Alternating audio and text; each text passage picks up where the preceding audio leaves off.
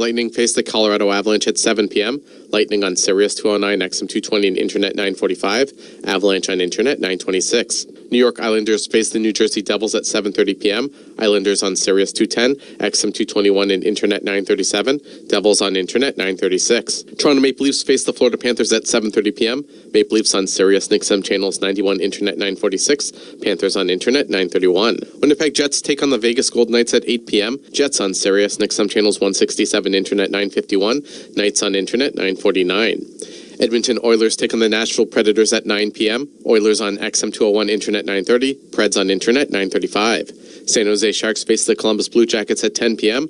Sharks on Sirius and XM channels 91, Internet 942. Jackets on Internet 927. Seattle Kraken face the Boston Bruins at 10 p.m. Kraken on Sirius 208, XM 219, and Internet 943. Bruins on Internet 921.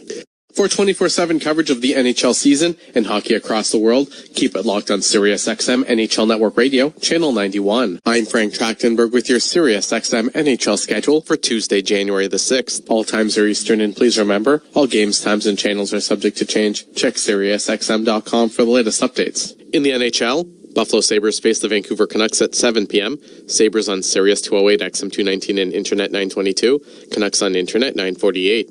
On the court and off, your home for the NBA is SiriusXM. Follow all the drama as your favorite team vies for it all. SiriusXM NBA Radio, SiriusXM 86.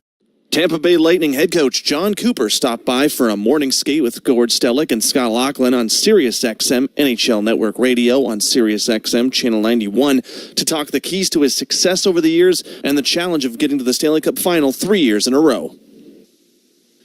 John, I'm going to ask you to be a little bit self-analytical and, being in the business that you're in and knowing how successful you've been and what drives you and motivates you.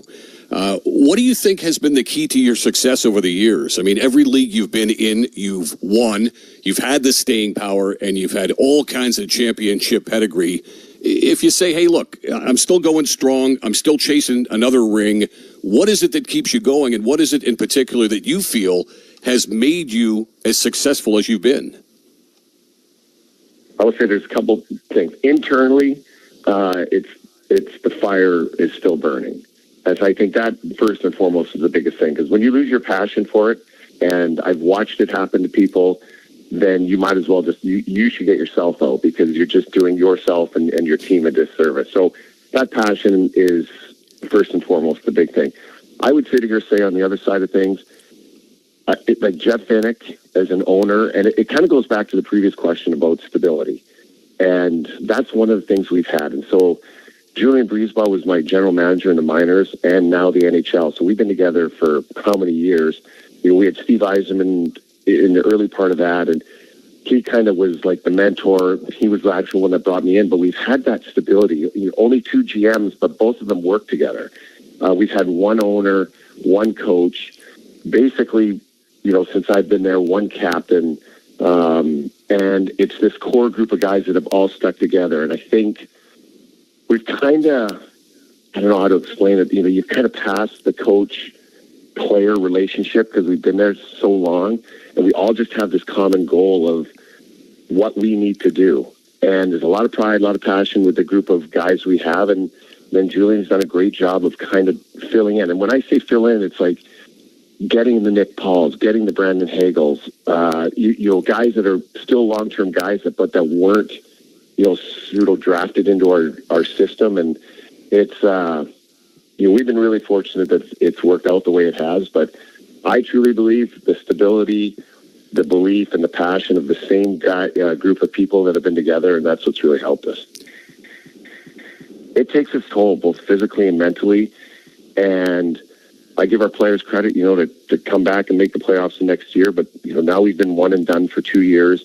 We've had some breaks. We've had a little bit of turnover, and we need to get back. We need to get back to those, making some runs in the playoffs. And but I will sit here and say, I'd be remiss to say, those years, they do take a toll, and maybe it has taken a toll in the last, couple of years on us. And but I can tell now that, a couple of years of being bounced in the first round, it's just a different vibe coming in, especially this year of seeing all the players. And there's an energy I haven't felt in a while, and I think part of that is because we have been bounced, in the last 2 years. Sirius XM NFL Radio Channel 88 brings you expert analysis from former players, coaches, and executives, plus reaction to all the latest news on the only 24/7 station dedicated to the National Football League. I'm Frank Trachtenberg with your Sirius XM NHL schedule for Tuesday, January the 6th. All times are Eastern, and please remember, all games, times, and channels are subject to change. Check SiriusXM.com for the latest updates. In the NHL, Buffalo Sabres face the Vancouver Canucks at 7 p.m. Sabres on Sirius 208, XM 219, and Internet 922. Canucks on Internet 948. Carolina Hurricanes face the Dallas Stars at 7 p.m. Hurricanes on XM 223, Internet 924. Stars on Internet 928. Philadelphia Flyers take on the Anaheim Ducks at 7 p.m. Flyers on Sirius 211, XM 222, and Internet 940. Ducks on Internet 920. Tampa Bay Lightning face the Colorado Avalanche at 7 p.m. Lightning on Sirius 209, XM 220, and Internet 945. Avalanche on Internet 926. New York Islanders face the New Jersey Devils at 7:30 p.m. Islanders on Sirius 210, XM 221, and Internet 937. Devils on Internet 936. Toronto Maple Leafs face the Florida Panthers at 7:30 p.m. Maple Leafs on Sirius and XM channels 91, Internet 946. Panthers on Internet 931. Winnipeg Jets take on the Vegas Golden Knights at 8 p.m. Jets on Sirius and XM channels 167, Internet 951. Knights on Internet 949. Edmonton Oilers take on the Nashville Predators at 9 p.m. Oilers on XM 201, Internet 930. Preds on Internet 935. San Jose Sharks face the Columbus Blue Jackets at 10 p.m. Sharks on Sirius and XM channels 91, Internet 942. Jackets on Internet 927. Seattle Kraken face the Boston Bruins at 10 p.m. Kraken on Sirius 208, XM 219, and Internet 943. Bruins on Internet 921. For 24/7 coverage of the NHL season and hockey across the world, keep it locked on Sirius XM NHL Network Radio, Channel 91. I'm Frank Trachtenberg with your Sirius XM NHL schedule for Tuesday, January the 6th. All times are Eastern, and please remember, all games, times, and channels are subject to change. Check SiriusXM.com for the latest updates. In the NHL, Buffalo Sabres face the Vancouver Canucks at 7 p.m. Sabres on Sirius 208, XM 219, and Internet 922. Canucks on Internet 948. Follow every second of the action on NHL Network Radio. From behind the bench to every play on the ice. If it's hockey, it's on SiriusXM NHL Network Radio. SiriusXM 91. Iron Mike Keenan, former NHL head coach, came on the morning skate with Scott Laughlin and Gord Stellick for SiriusXM NHL Network Radio. That's SiriusXM Channel 91. He was on to promote his new book, Iron Mike, My Life Behind the Bench, and he took some time to talk about his career, specifically the regrets and the influences. When you get a chance to sit down now and you think back on all these times, any regrets? Yeah, of course you have regrets. I had the heat turned up quite a bit at my own distraction. So I could have, and I evolved, and even Greg, you just mentioned Greg Gilbert. He said, Mike, you're completely different here in New York than you were in Chicago. So you learn from your own mistakes. And for some reason, I was so driven. I took it personally if we lost. Personally. And I was miserable. And I could have probably managed the principles of my coaching career and what I thought was important, that I would always stay intact with those. But the methodology could have been turned down a bit and probably A little too intense? A little bit smoother. A little too intense? At times, Yeah. for sure. For sure. Now, big names, Scotty Bowman, Roger Nielsen, Tom Watt. I mean, I don't know, mentors, friends. How did they all influence Mike Keenan? Well, first of all, I played for Tom at University of Toronto, and then we developed a close relationship, and I would talk to him a lot about coaching. Now I'm in Peterborough. He'd come and see me, and we developed sort of a minor league team for him, because the guys that couldn't play for U of T right away, like Mike Polino, come out to play with me in Oshawa. And so we developed a relationship that way. But we talked a lot about hockey. He taught me more about hockey than anybody else. And then Roger and I have a relationship through Peterborough. we're getting now into the, sort of the technical part of video replay and how that and then I got Scotty Bowman, the greatest ever. He hires me for the first time, probably saw a little bit of himself in me, and he's calling me in the middle of the night after every game. He drives home from Rochester, and at 2 or 3 in the morning, and I'm not exaggerating, sometimes an hour conversation in the middle of the night. Why did you put Bob Mongrain on the penalty killing at that time? Like, okay, Scotty. But he was just, and he would test me all the time, and I just give him a firm belief in what I thought was right, and he respected that. So it was interesting to, and then we became friends over the years. It was a real 3 guys that really influenced my career. That was Iron Mike Keenan, former NHL head coach and author of Iron Mike, My Life Behind the Bench. He was in conversation with Scott Laughlin and Gord Stellick for the Morning Skate on SiriusXM NHL Network Radio. That's SiriusXM Channel 91. Hear it all on demand. Your favorite shows, your favorite games. Don't miss a second of your favorite SiriusXM programming on demand with the SiriusXM app. Download it now for free. I'm Frank Trachtenberg with your SiriusXM NHL schedule for Tuesday, January the 6th. All times are Eastern, and please remember, all games, times, and channels are subject to change. Check SiriusXM.com for the latest updates. In the NHL, Buffalo Sabres face the Vancouver Canucks at 7 p.m. Sabres on Sirius 208, XM 219, and Internet 922. Canucks on Internet 948. Carolina Hurricanes face the Dallas Stars at 7 p.m. Hurricanes on XM 223, Internet 924. Stars on Internet 928. Philadelphia Flyers take on the Anaheim Ducks at 7 p.m. Flyers on Sirius 211, XM 222, and Internet 940. Ducks on Internet 920. Tampa Bay Lightning face the Colorado Avalanche at 7 p.m. Lightning on Sirius 209, XM 220, and Internet 945. Avalanche on Internet 926. New York Islanders face the New Jersey Devils at 7:30 p.m. Islanders on Sirius 210, XM 221, and Internet 937. Devils on Internet 936. Toronto Maple Leafs face the Florida Panthers at 7:30 p.m. Maple Leafs on Sirius XM channels 91, Internet 946. Panthers on Internet 931. Winnipeg Jets take on the Vegas Golden Knights at 8 p.m. Jets on Sirius XM channels 167, Internet 951. Knights on Internet 949. Edmonton Oilers take on the Nashville Predators at 9 p.m. Oilers on XM 201, Internet 930. Preds on Internet 935. San Jose Sharks face the Columbus Blue Jackets at 10 p.m. Sharks on Sirius XM channels 91, Internet 942. Jackets on Internet 927. Seattle Kraken face the Boston Bruins at 10 p.m. Kraken on Sirius 208, XM 219, and Internet 943. Bruins on Internet 921.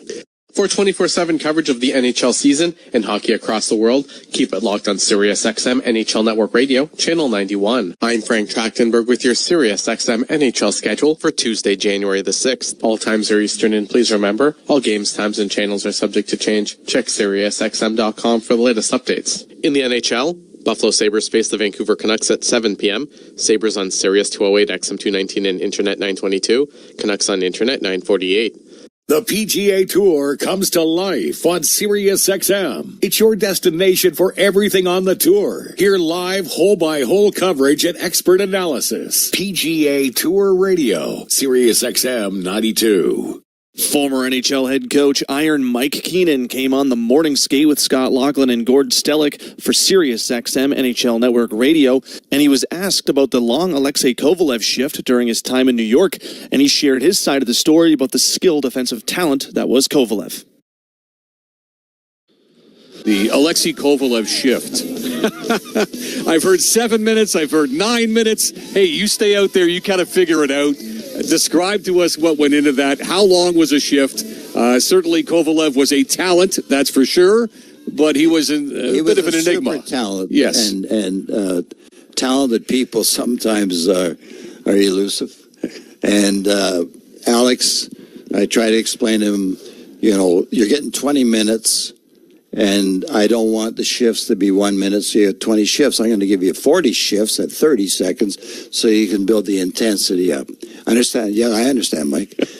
Goes out there. Of course, it's a minute and a half. I said, now, Alex, the guy that's supposed to be playing behind you just missed his shift because now we're going to the next rotation. You're out there for 2 rotations. Okay, Michael. So Again, next thing, does it again. So I said, oh, my God. So I said, okay, guys, this time when he comes back to the bench, he's now going to overextend his shift. He's going to be a little tired. Don't open the doors. He comes over and I said, get out. He thinks I love him now. Get back out there, I said. So then he comes over again. And now I said, guys, he's going to want to climb into the bench because he's done. I said, when he comes over, puts his leg up, push him back up. And they pushed him. But now they are laughing on the bench. This is in New York City. Right during the game. Back there. So Alex figures it out. He scores a goal in the middle of this shift. Wow. He gets himself a rest. Stays out there. Finishes the period. So I think it's about 9 minutes. I walk off the bench and said, Mess, explain it to him, will you, please? He said, I will. Don't worry. I'll look after it. So as a result, we fast forward now to the playoffs in Game 6, playing New Jersey. In the Jersey series, I double shifted him. When he had to come back, and he was electrifying. Mess got the 3 goals, but Alex was a horse. And it's very talented, powerful.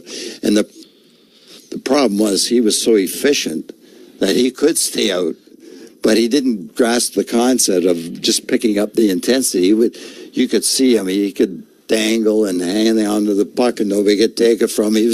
He was resting while he was out there. So in essence, it was a bit of a training ground for what was to come against the Devils at the most important time. Exactly. Wow. So it turned out to be a good lesson for him because that's what he did in that game. 30 seconds, 40 seconds. I just said, Alex, I'm going to double shift you. Get ready. Don't be out too long. That was former NHL head coach Iron Mike Keenan in conversation with Gord Stellick and Scott Laughlin for the Morning Skate on Sirius XM NHL Network Radio. That's Sirius XM Channel 91. Sirius XM has soccer covered end to end. Sirius XM FC. Hear live play-by-play and talk shows hosted by legends of the game. It's Sirius XM FC on Channel 157. I'm Frank Trachtenberg with your Sirius XM NHL schedule for Tuesday, January the 6th. All times are Eastern, and please remember, all games, times, and channels are subject to change. Check SiriusXM.com for the latest updates. In the NHL, Buffalo Sabres face the Vancouver Canucks at 7 p.m. Sabres on Sirius 208, XM 219, and Internet 922. Canucks on Internet 948. Carolina Hurricanes face the Dallas Stars at 7 p.m. Hurricanes on XM 223, Internet 924. Stars on Internet 928. Philadelphia Flyers take on the Anaheim Ducks at 7 p.m. Flyers on Sirius 211, XM 222, and Internet 940. Ducks on Internet 920. Tampa Bay Lightning face the Colorado Avalanche at 7 p.m. Lightning on Sirius 209, XM 220, and Internet 945. Avalanche on Internet 926. New York Islanders face the New Jersey Devils at 7:30 p.m. Islanders on Sirius 210, XM 221, and Internet 937. Devils on Internet 936. Toronto Maple Leafs face the Florida Panthers at 7:30 p.m. Maple Leafs on Sirius XM channels 91, Internet 946. Panthers on Internet 931. Winnipeg Jets take on the Vegas Golden Knights at 8 p.m. Jets on Sirius XM channels 167, Internet 951. Knights on Internet 949. Edmonton Oilers take on the Nashville Predators at 9 p.m. Oilers on XM 201, Internet 930. Preds on Internet 935. San Jose Sharks face the Columbus Blue Jackets at 10 p.m. Sharks on Sirius XM channels 91, Internet 942. Jackets on Internet 927. Seattle Kraken face the Boston Bruins at 10 p.m. Kraken on Sirius 208, XM 219, and Internet 943. Bruins on Internet 921. For 24/7 coverage of the NHL season and hockey across the world, keep it locked on Sirius XM NHL Network Radio, Channel 91. I'm Frank Trachtenberg with your Sirius XM NHL schedule for Tuesday, January the 6th. All times are Eastern, and please remember, all games, times, and channels are subject to change. Check SiriusXM.com for the latest updates. In the NHL, Buffalo Sabres face the Vancouver Canucks at 7 p.m. Sabres on Sirius 208, XM 219, and Internet 922. Canucks on Internet 948.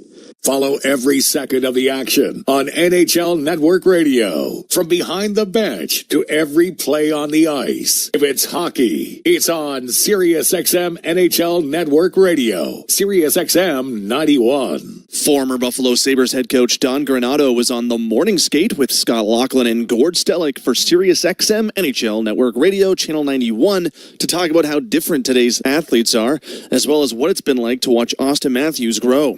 It's really a switch in the last 10 years. The first birth year I had at the national team program was 95 birth year. So it was JT Compher, Tyler Mott, that group. You have them for 2 years, so the next birth year coming in was the 97s, which was prolific. It was Austin Matthews and Matthew Tkachuk and McAvoy and Hanifin and Werenski. And I remember talking to the coaches back then that this birth year is way different than the 95 birth year. And this summer, ironically, I picked up a book that titled The Anxious Generation.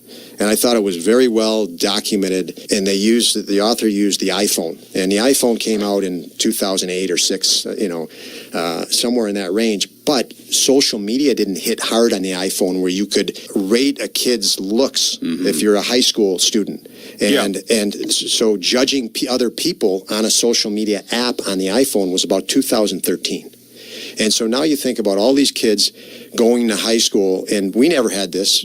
They could be made fun of on social media. They don't even know it, and they're walking out of a classroom and people are laughing. Yeah. So it's a different world we all live in because we're all criticized and compared to more and faster.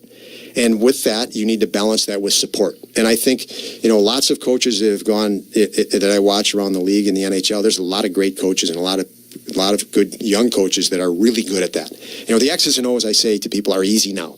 When the X's and O's are a very simple part of hockey.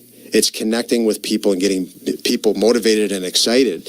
And that's changed dramatically. X's and O's became big when video hit the computer. You could watch 100 or 1,000 forechecks over and over and over and say, okay, these are the key components on a forecheck.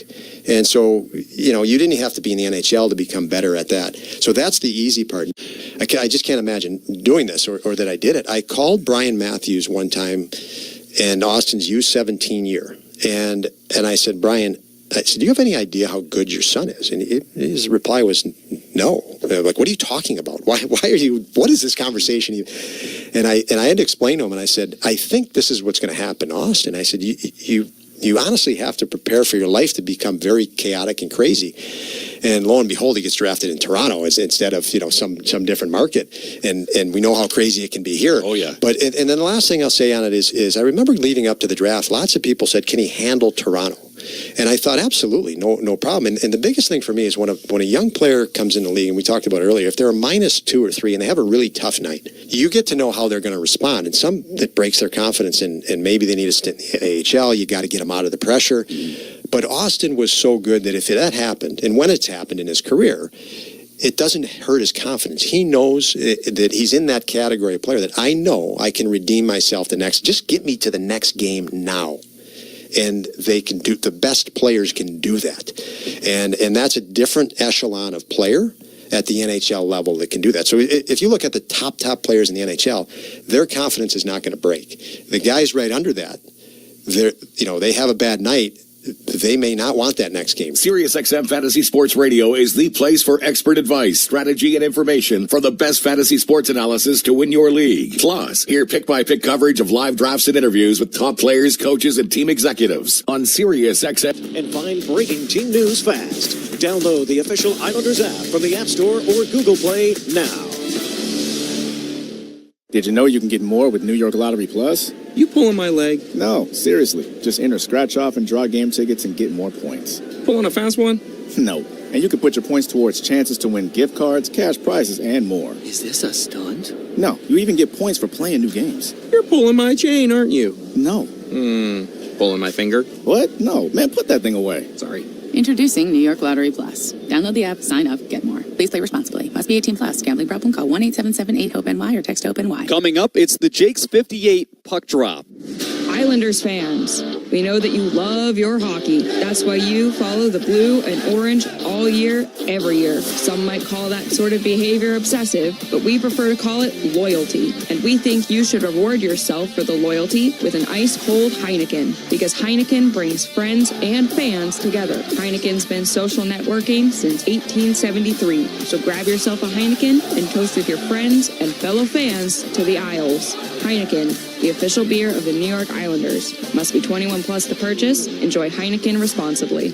Coming up, the Coyote Promotions starting goaltenders. Long Island businesses score big with Coyote Promotions. Connecting brands with fans is our game, and we're in it to win it. From iconic giveaways to everyday branded promotional items, we turn your brand into a star player. We're local, minority owned, and just like the Islanders, we know what it takes to win. Team up with Coyote Promotions. Visit coyotepromos.com/Islanders today. Your brand, our power play. We're the true champions of the game. Don't forget, that's coyotepromos.com/Islanders. I'm defenseman Ryan Pollock, and you're tuned into New York Islanders hockey. It's the Islanders and the New Jersey Devils tonight inside UBS Arena. Islanders trying to win the homestand. Lost to Utah on New Year's Day, but battled back for a 4-3 overtime win against Toronto on Saturday. And honestly, maybe that's the one that stands out in your mind, Isles Nation, as the biggest night in the history of UBS Arena so far. It's up there. And a couple of playoff wins and games against Carolina a couple of years ago, but that one stands out. You can call it the Matthew Schaefer flu game, call it whatever you want. It was a big night for the Islanders, who beat the Maple Leafs 4-3. Now they've got the New Jersey Devils in town trying to take a 3-0 series lead against their division rival, the Devils, here in this one. Let's get to our Coyote Promotion starting goaltenders before it gets too late. We'll dive right into it. And it's Ilya Sorokin against Jacob Markstrom. Now, Sorokin has not played since December the 19th. Something small flared up from a previous injury. Patrick Waugh did not have to rush him back. David Riddick was playing so well, but Riddick will get the night off finally as Ilya Sorokin makes his 25th appearance. And Sorokin 12-10-2 in his first 24 games at .255 goals against average and a .910 save percentage. Jacob Markstrom gets the nod for the third time against the Isles this season. The 35-year-old Swede in his 16th NHL season will play for the 22nd time. He's coming off of a 30-save effort and a 4-1 win against Utah on Saturday. That ended a 2-game slide for Markstrom overall.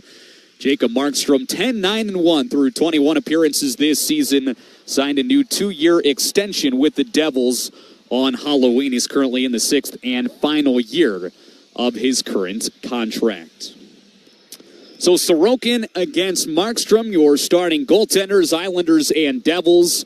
Both teams in their 43rd game of the year. The Islanders are 23-15-4, 50 points, tied for second in the Metro. The Devils are tied for 6th with a record of 22-18-2.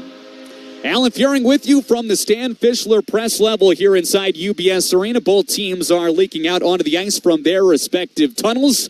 We'll go downstairs for the anthem in just a bit. I mentioned just a few minutes ago that rumor had it that we had a couple of friends of the show stopping by here at some point tonight. Count Clutterbuck will be a little bit later on.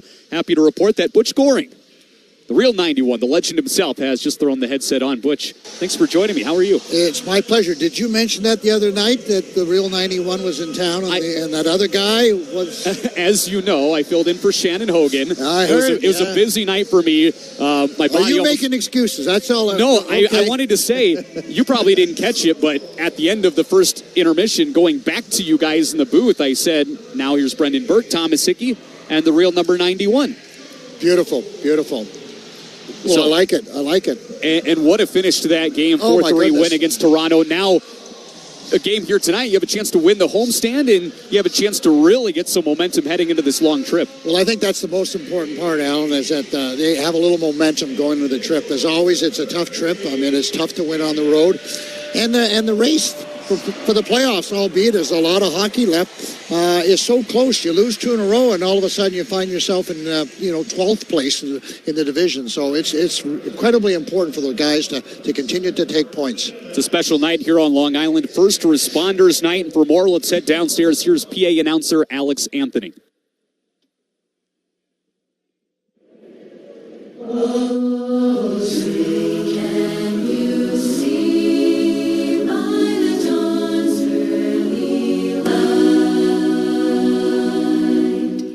What so proudly we hailed at the twilight's last gleaming,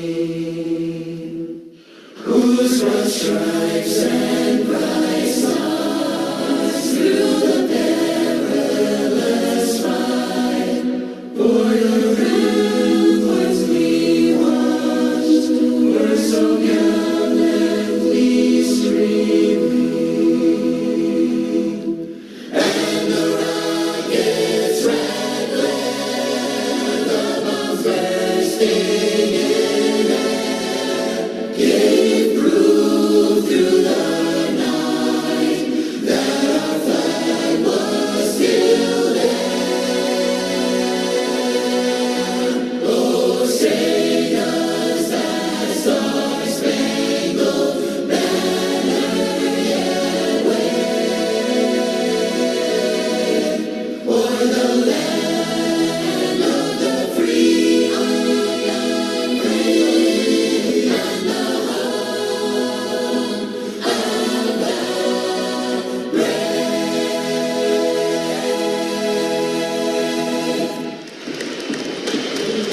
Well, this place is stirring already here on a Tuesday night as we get set for the opening face-off. It is First Responders Night. They're going to have a ceremonial puck drop here momentarily as well. Some local first responders are very deservedly so getting recognized here inside UBS Arena, and we've got 3 of them walking up the far boards now in front of the Islanders bench, giving the Islanders players high fives and fist bumps. They'll walk out on the blue carpet to center ice, drop couple of ceremonial first pucks in between Anders Lee and Nico Hischier. And Butch, another great crowd on a Tuesday night here. These fans have come out. They've surely enjoyed watching this team play and putting these wins together, and it's been fun to see. There's no doubt about it that they're excited about this team. I mean, that's why they're supporting it. I mean, it's just it's a new look. And hey, listen, Alan, if you're a hockey fan and you watched the game the other night and you watched the show that Schaefer put on, how can you not come back and say, I hope it's just like that again? I mean, he is just something special, and the chemistry that he has with Barzal, as I mentioned on the broadcast the other night, it wasn't a no-look pass. Barzal knew that Schaefer was coming. So there's a lot of good players in this team, but they play a very exciting brand of hockey, and I think that's what's intrigued the fans. I don't think that pass from Matt Barzal gets talked about enough. Right on the tape. Eyes in the back of his head, puts it right on the tape for the goal. 2 assists in that one. Matt Barzal's playing some pretty good hockey right now. He really is, and he passed John Tavares in the points, but getting those 2. I mentioned that, Alan, that he needed 2, and he obliged.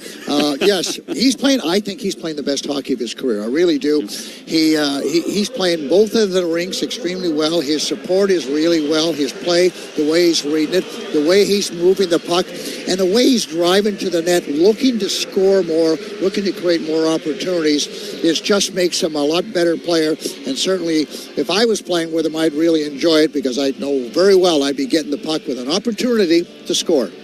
And he talked this morning about playing with Emil Heineman, getting a couple extra games of an opportunity with Bo Horvat out of the lineup due to injury, and said, look, it's a lot of fun to play with Emil Heineman because I can be that playmaker. If I don't see a shot, I can hand it off knowing that missile's coming from the circle every time. You know, the best thing about playing with a shooter, a guy that likes to shoot the puck, that can score goals, is that you want to get him the puck. I remember playing a few games with Mike Bossy, and I got a whole lot of points because this guy got in a hole, and when I passed it to him, I was pretty confident that I was going to have an assist. And for Barzal, I think it's the same feeling. If he can create an opportunity for his wingers, particularly Heineman, he's going to get a point, and that's going to make him happy, and it's going to help the team win. Getting set for the opening face-off here. They're rolling up the blue carpet after the ceremonial puck drop, so just another second or 2.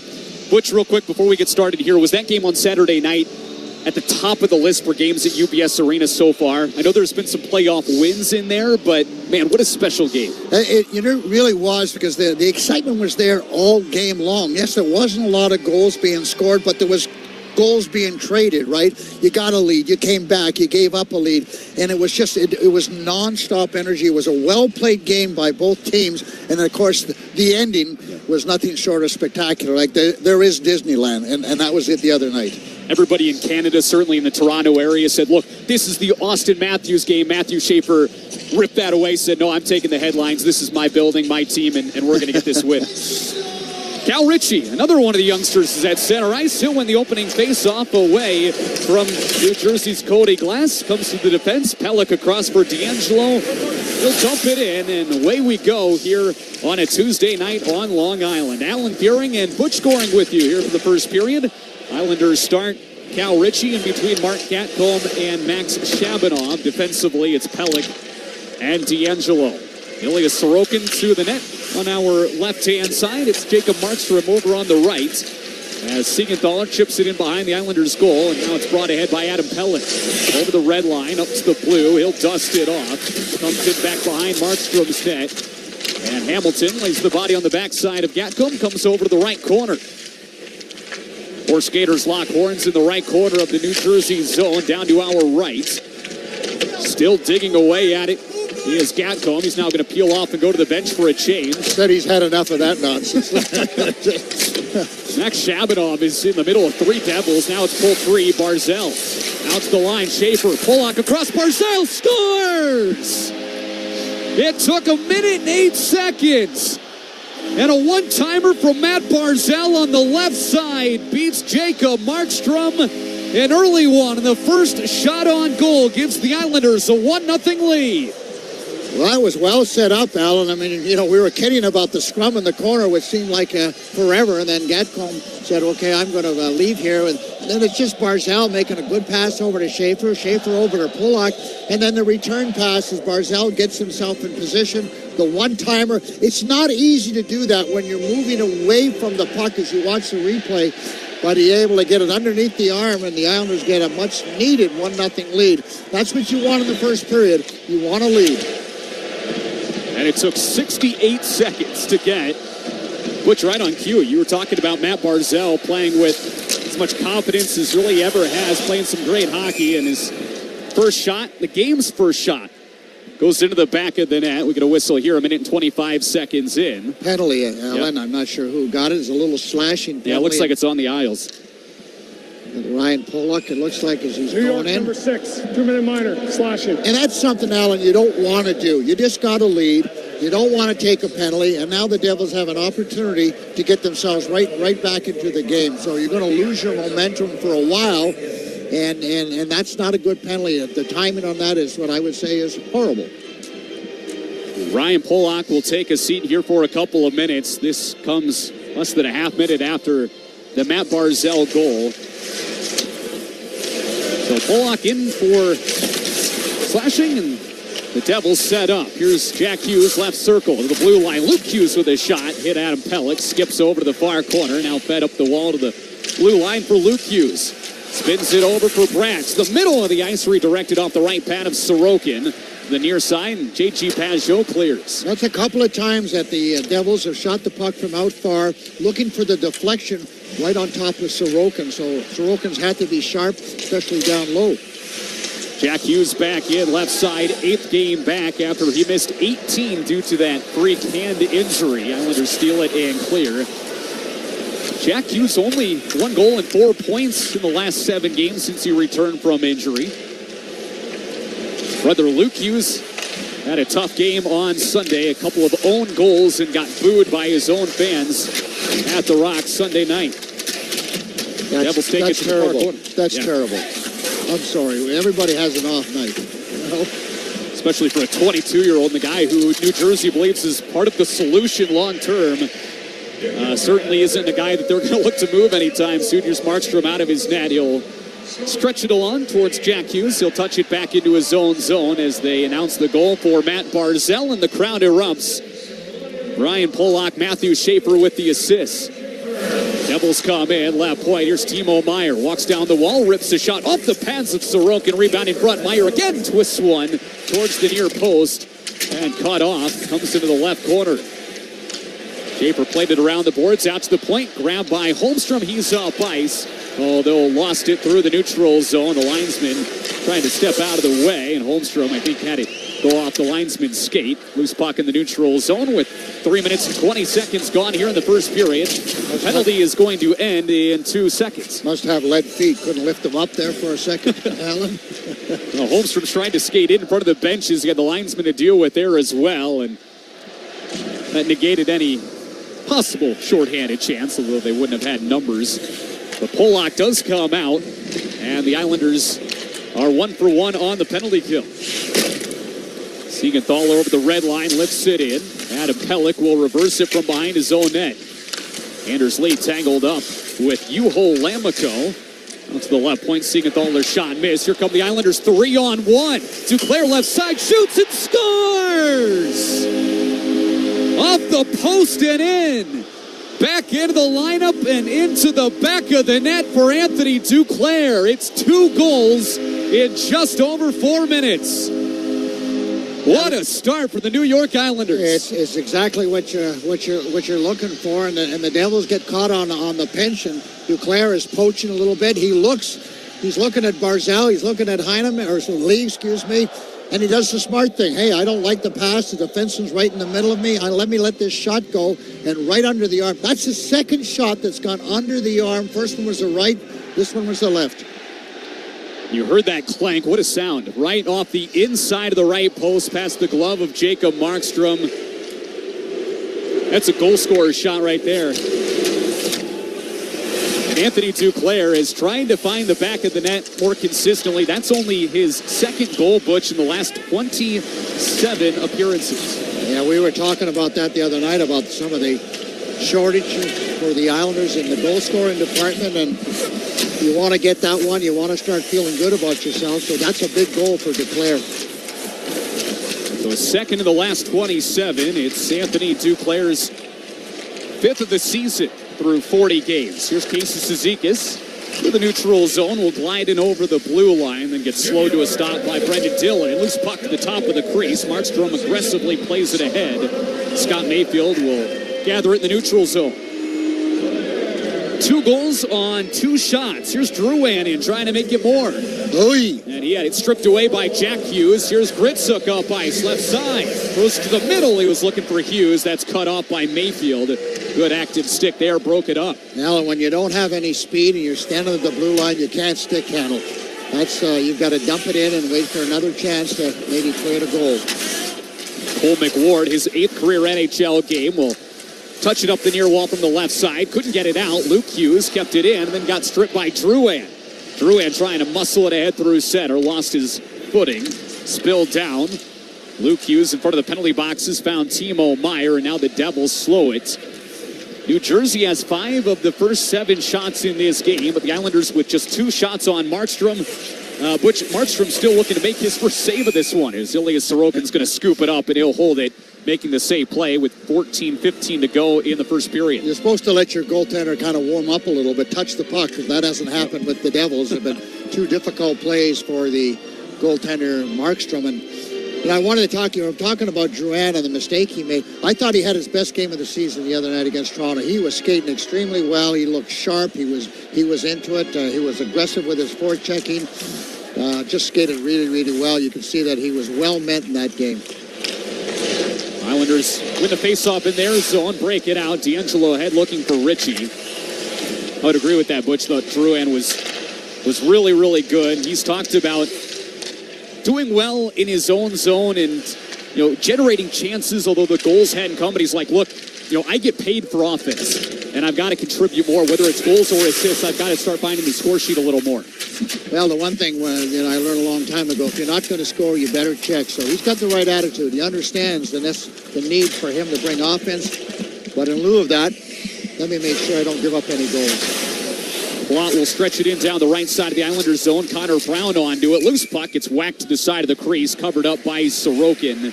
And he'll hold it with 13:29 to play in the first period. Islanders with a couple of goals already. Matt Barzal's 11th. Anthony Duclair's 5th, and by the way, with an assist on the Barzal goal, that's a 4-game point streak for the 18-year-old Matthew Schaefer. More after this from UBS Arena. You're listening to New York Islanders hockey on the Islanders Radio Network. Frasco Flats, Life is a Highway Tour 2026. January 29th at UBS Arena. I like the sound of that. Country music's greatest vocal group, Frasco Flats. Back on the road. With special guests, Chris Lane and Lauren Elena. On sale now at Ticketmaster.com. Frasco Flats Live. Remember, all Islanders power plays are brought to you by the New York Lottery. At GEHA, we stand behind our members because we were founded by members. We're not focused on Wall Street. We're focused on Main Street. So we've built dental plans with 100% coverage for in-network preventive care, with access to a nationwide network of nearly 600,000 provider locations. GEHA is proud to offer dental plans exclusively for federal employees, federal retirees, and military retirees. Visit GEHA.com to learn more. Hey, I'm Anders Lee, and you're tuned in to New York Islanders hockey. Well, you want a hot start for the New York Islanders? You got it tonight. 2 goals on 2 shots. The Islanders leading the Devils 2-0, 13.5 to go in the first period. Alan Furing and Butch Goring with you. Thanks very much for joining us here on this Tuesday night. Islanders wanted to get the first goal, and they did that. And then they wanted to add another one, and less than 2 minutes later, they did that as well. And so here we are, 6.5 minutes in, a nice 2-0 lead to get us going.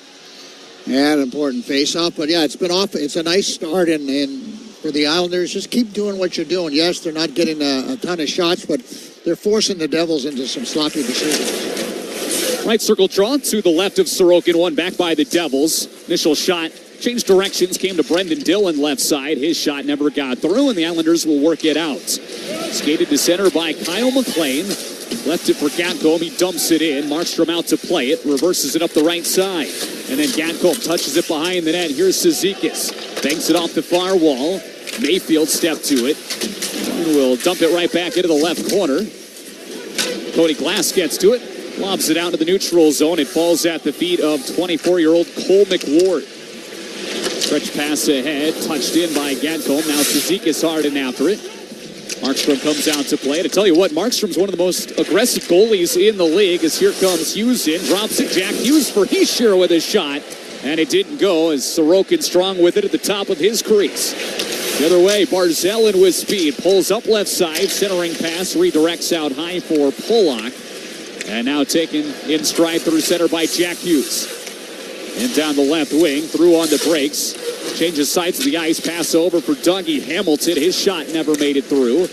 Schaefer springs Barzal. Over the center circle. Chips it in left wing for Lee. To Barzal off his skate. Now the Devils have it. I'd like to see the Islanders throw the puck at the net a little more, Alan. You know, they don't always have to be perfect pass. You can throw it at the net. There's all kinds of things, good things that can happen. The way Markstrom's been shaky to start this game, too. You never know what's going to happen. Get those rebounds out front. He's talking about how he's one of the more aggressive goalies in the league. Saw Simon Holmstrom making Jacob Markstrom pay 2 weeks ago in this building. Yep. 2-1 win when Markstrom came out and gave up a pizza for Simon Holmstrom right in the middle of the zone. 11.5 to go in the first period. Islanders with a 2-0 lead over the Devils. Timo Meier chased the puck back into his own zone. Islanders making a change. Meier gathers, skated behind his net. Now picks up speed through center. Red lining in for Timo Meier. Lifts it to the right corner. And then goes into the glass with Schaefer, tying him up. Up the far wall, Duclair turned it over. A shot found the back glass off the stick of Connor Brown. Yeah, a lot of turnovers over the last 2-3 minutes before the Islanders, and need to play a lot more solid game than that. Brown out high. Brett Pesce caught the puck and lifted it in. 10th game back for Brett Pesce after missing 24. Here he is straight away. Shot off the reaching stick of Max Shabanoff. Andre Palat gathers it in the right corner. Back out high. Pesce was falling over. Let a one-timer go, but didn't get a whole lot on it. Easy stick save for Sorokin. Wouldn't have broke a pane of glass with that shot. Sure wouldn't have. Here's Luke Hughes to the far side, right circle shot, saves Sorokin, and he'll melt it down. He swallows that up on the chance from Brett Pesce. Yeah, I'm sure that Patrick Waugh is not happy with his team right now. They started off well. They did a lot of good things. And then I think somehow along the way they thought this game was going to be easy. They started to get careless with the puck, Allen, turned it over, weren't keeping ahead of them, and then, of course, a little weak in their own zone. So this game's a long ways from over, and this is a very talented forward team for the Devils. Two teams that over the course of the season have struggled at times to find offense. Islanders finally got over the hump, scoring fewer than 3 goals per game in regulation with that 4-3 overtime win against the Leafs. The Devils only ranked 29th out of 32 clubs in total offense. Ooh, that was a high stick. Ooh. Neil Heineman was trying to get past Jonas Siegenthaler. They came together. Both their sticks came up. Now a left point shot from Pelech kicked away by Markstrom. All of a sudden, it's offensive defenseman Adam Pelech here the last 15 games. He has turned his game to the best hockey he's played in his entire life. He has been so good, Allen. Defensively, offensively, it's just been a tremendous number 1 defenseman for the Islanders. Jesper Bratt tried to turn it on Pelech, and Pelech said no. He stripped it away and cleared it. Devils will come from deep in their own zone. 9:45 to go in the first. Here's Jack Hughes in. Heischer left circle. Shot change directions off D'Angelo's stick. And now it's Cizikas motoring ahead. He'll shoot it in from center. Opted to fire it off the back wall and see what happened. He'll jump onto his own rebound. Plays it up to the right point. D'Angelo right back behind the net, targeting McLean. Better attack by Nico Heischer. See what happens when you play the chip and chase game? You get it in, you don't turn it over, you spend time in the offensive zone. Simple game, but very efficient. Juho Lammikko in his 3rd straight game in the lineup. Only his 181st career NHL game here tonight for the 4th-year NHLer. Couldn't get it very far, and Schaefer shot it across the top of the crease. Deflected away by Glenn Denning. Here come the Devils up ice. Right side, stumped in by Stefan Nason. Schaefer got to it below the goal line, swings it back to the right corner. Touchback Schaefer's way from Gatko. Puck out front off the stick of Polak. Kept in Pesce, right side. Swings it across the line to Luke Hughes. His shot into a crowd, knocked down at the top of the crease, and Sorokin locates it before anyone else could. And with 8:36 to go in the first, it remains a 2-0 New York Islanders lead. We'll take a break. Much more to come here from UBS Arena. We're really just getting started here tonight. Islanders lead by 2. You're listening to New York Islanders hockey on the Islanders Radio Network. For an extraordinary advantage in sports, you need a game plan. For an extraordinary advantage everywhere else, all you need is Acrisure. With a high-tech human approach to insurance, cybersecurity, and more, Acrisure helps you take care of what you care about. That makes winning easy. See what Acrisure's extraordinary advantage can do for you at Acrisure.com. Remember, all Islanders power plays are brought to you by the New York Lottery. Did you know you can get more with New York Lottery Plus? You pulling my leg? No, seriously. Just enter scratch off and draw game tickets and get more points. Pulling a fast one? No. And you can put your points towards chances to win gift cards, cash prizes, and more. Is this a stunt? No, you even get points for playing new games. You're pulling my chain, aren't you? No. Pulling my finger? What? No. Man, put that thing away. Sorry. Introducing New York Lottery Plus. Download the app, sign up, get more. Please play responsibly. Must be 18 plus. Gambling problem? Call 1-877-8-HOPE-NY or text HOPE-NY. Hi, this is Simon Holmstrom. Thank you for listening to the New York Islanders Radio Network. Islanders lead the Devils 2-0. 8.5 to go in the first period. Alan Furing here in the booth alongside Butch Goring for the first period. Butch, did you see what Tom Brady had to say about Matthew Schaefer? Yes, yesterday I did. On social media? Yeah, and you know, you're getting superstars in other sports talking about this kid who's 18 years old. I'm sure that guys in the other football and baseball are just looking and saying, how is he doing it? Does he know what his age is? In case you missed it, Tom Brady had a video shout-out surfaced around social medias and said that he feels like Matthew Schaefer has that eye of the tiger that Tom Brady always felt like he had, even as a young athlete, who very different from Matthew Schaefer. Schaefer taken first overall. Tom Brady was a 6th-round pick, but said that I had that eye of the tiger that Matthew Schaefer certainly has, that everybody is certainly in hockey can see, and now throughout sports world and even beyond sports in some cases. It's quite what I would call the A-list celebrity to have a little FaceTime conversation with. Here is Schaefer. Speak of the Devil. Through the neutral zone, hands it over to the right wing for Jonathan Drouin. Had it wrestled away by Heischer. He'll clear it out. Which you played in L.A., obviously. Sure. What's a good celebrity encounter while you were out there? Goldie Hawn. Okay. Before my time. Pellick, left point to the middle for Holmstrom. We weren't as popular out there in the 70s as guys are now. Got a offside call here against the Islanders, 7:47 to go in the first period. But I will tell you what, I did go to a party where Phyllis Diller was there. Okay. And she went into a spiel, and she was hysterical. Like you see her in the shows, on TV and all that kind of stuff. Everything you thought was her, with her comedy, it was right there in front of us. It was hysterical. Loved it. You're hanging out with more celebrities here, this part of the country, than you ever did out in L.A. I mean, I saw a photo a few weeks ago, you and Reese Witherspoon? Yeah. Here? I'm a big fan of hers, her morning show. Adam Pellick will get together with Timo Meyer in the Islanders zone. It comes out to the right point, and Dougie Hamilton will just send it into the left corner. Up the wall, Timo Meyer with a shot, produced a rebound. Tries to track back onto it, backhands it off the pads of Sorokin. Rebound to the right circle, and Anders Lee will clear.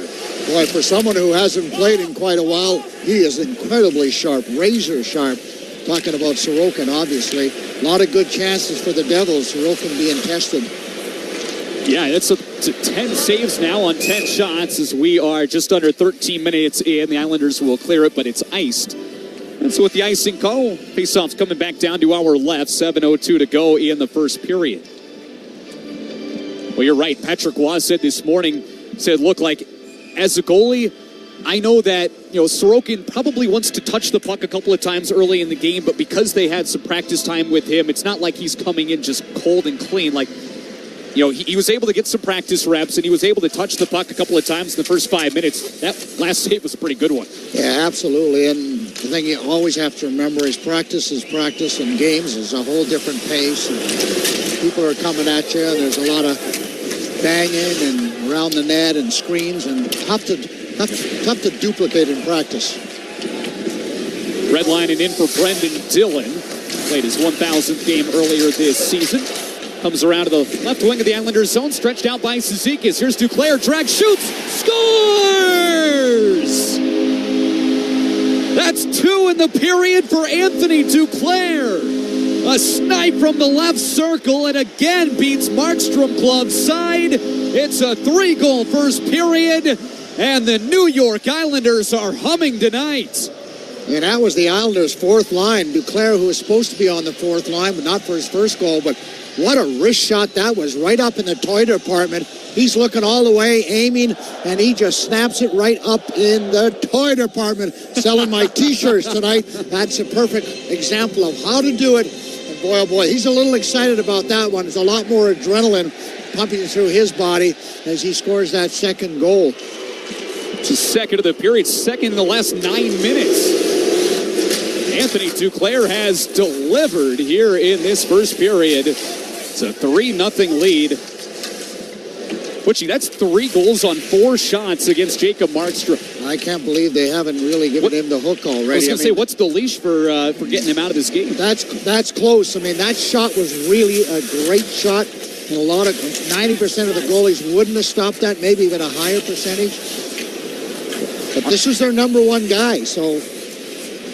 They just committed a new 2-year extension to back on Halloween as Ryan Pollock skates to the side of Markstrom's net. He looks to his right, now over to the left. Islanders come out high with it, a one-time shot from Gatcomb, found the back glass. Here's Ritchie behind the net, backhands it in front. That's intercepted by Brett Pesce, and the former Hurricane will clear it. Markstrom's had been pulled one time earlier this season. This is his 21st appearance. Jake Allen played against Carolina on Sunday, and we may see Jake Allen in this game yet. If they get another one this period, he'll be done. Yep. That's for sure. But what did you say about the fourth line with the Cizikas, and either it's Gatcomb or McLean or it's been recently declared? They have played extremely well. They have set the tempo. They have done exactly what everybody hoped they would do. And, you know, you don't very often put a goal scorer on the fourth line. Right. But apparently it's okay. It's his first multi-goal game as a New York Islander now all of a sudden. He's got a chance for the hat trick. 5:16 to go in the first. More after this. Islanders on top 3-0 on the New York Islanders Radio Network. Long Island businesses score big with Coyote Promotions. Connecting brands with fans is our game, and we're in it to win it. From iconic giveaways to everyday branded promotional items, we turn your brand into a star player. We're local, minority owned, and just like the Islanders, we know what it takes to win. Team up with Coyote Promotions. Visit coyotepromos.com/Islanders today. Your brand, our power play. We're the true champions of the game. Don't forget, that's coyotepromos.com/Islanders. We live in an instant world, but when it comes to getting paid for our hard work, we're stuck waiting 2 weeks. That's a system designed for a different time, and it's holding you back. Whether you're an employer waiting to offer a great new benefit or an employee looking to make your money work better, Daily Pay gives you access to earnings you've already worked for. Pay that bill, fill up your tank, or handle that unexpected expense, all on your schedule. Just like the Islanders don't wait to make the play, you don't have to wait to get paid. Visit dailypay.com/Islanders and get your money when you need it. That's dailypay.com/Islanders. Hey, this is Matthew Barzell, and you're tuned in to New York Islanders hockey. 5:16 to go in the first period. Islanders have a 3-0 lead over the Devils. Matt Barzell and then Anthony Duclair with back-to-back goals. The most recent goal was assisted by Casey Cizikas, and the first point as an Islander for Cole McWard with the back assist. So getting everybody involved here, Butchie, in the first period. Yeah, well, that's what you want. You want a total team effort. And what a turn of pace for Duclair on that second goal. I mean, he was sort of leaning back, and it's amazing what happens when you see open space, how fast you can go. And a face-off here in the neutral zone. Jonathan Drouin, pretty good at the dot, wins it back. Pollock across, Schaefer got it deep. Here's J.G. Pajot. Digs it out of the left corner, plays it cross ice, right point. Pollock shot never got through. Blocked down by Siegenthaler in the right circle. He got tangled up with Simon Holmstrom. Siegenthaler ahead. He'll play for Team Switzerland coming up in the Winter Olympics next month. Pajot backtracking into his own zone to help out. Strips the puck away. Feeds it over the far wing. Pollock knocked it out to center, but it's immediately grabbed and brought back in by Hischier. And he'll give it up on a cross-ice pass looking for Jesper Bratt. Islanders in. Shabanoff leaves it for Holmstrom. Softly curls it around from the left corner to the right side. It's taken away from Drouin by Luke Hughes. And here comes the 22-year-old Luke Hughes. In through center. Lost it at the left point of the Islanders zone. Turned up ice by Heineman. Drives the net. Dipped his shoulder. Couldn't get a shot off. And the puck comes to the left corner. All of a sudden, everybody can do that? Barzell put it back in front.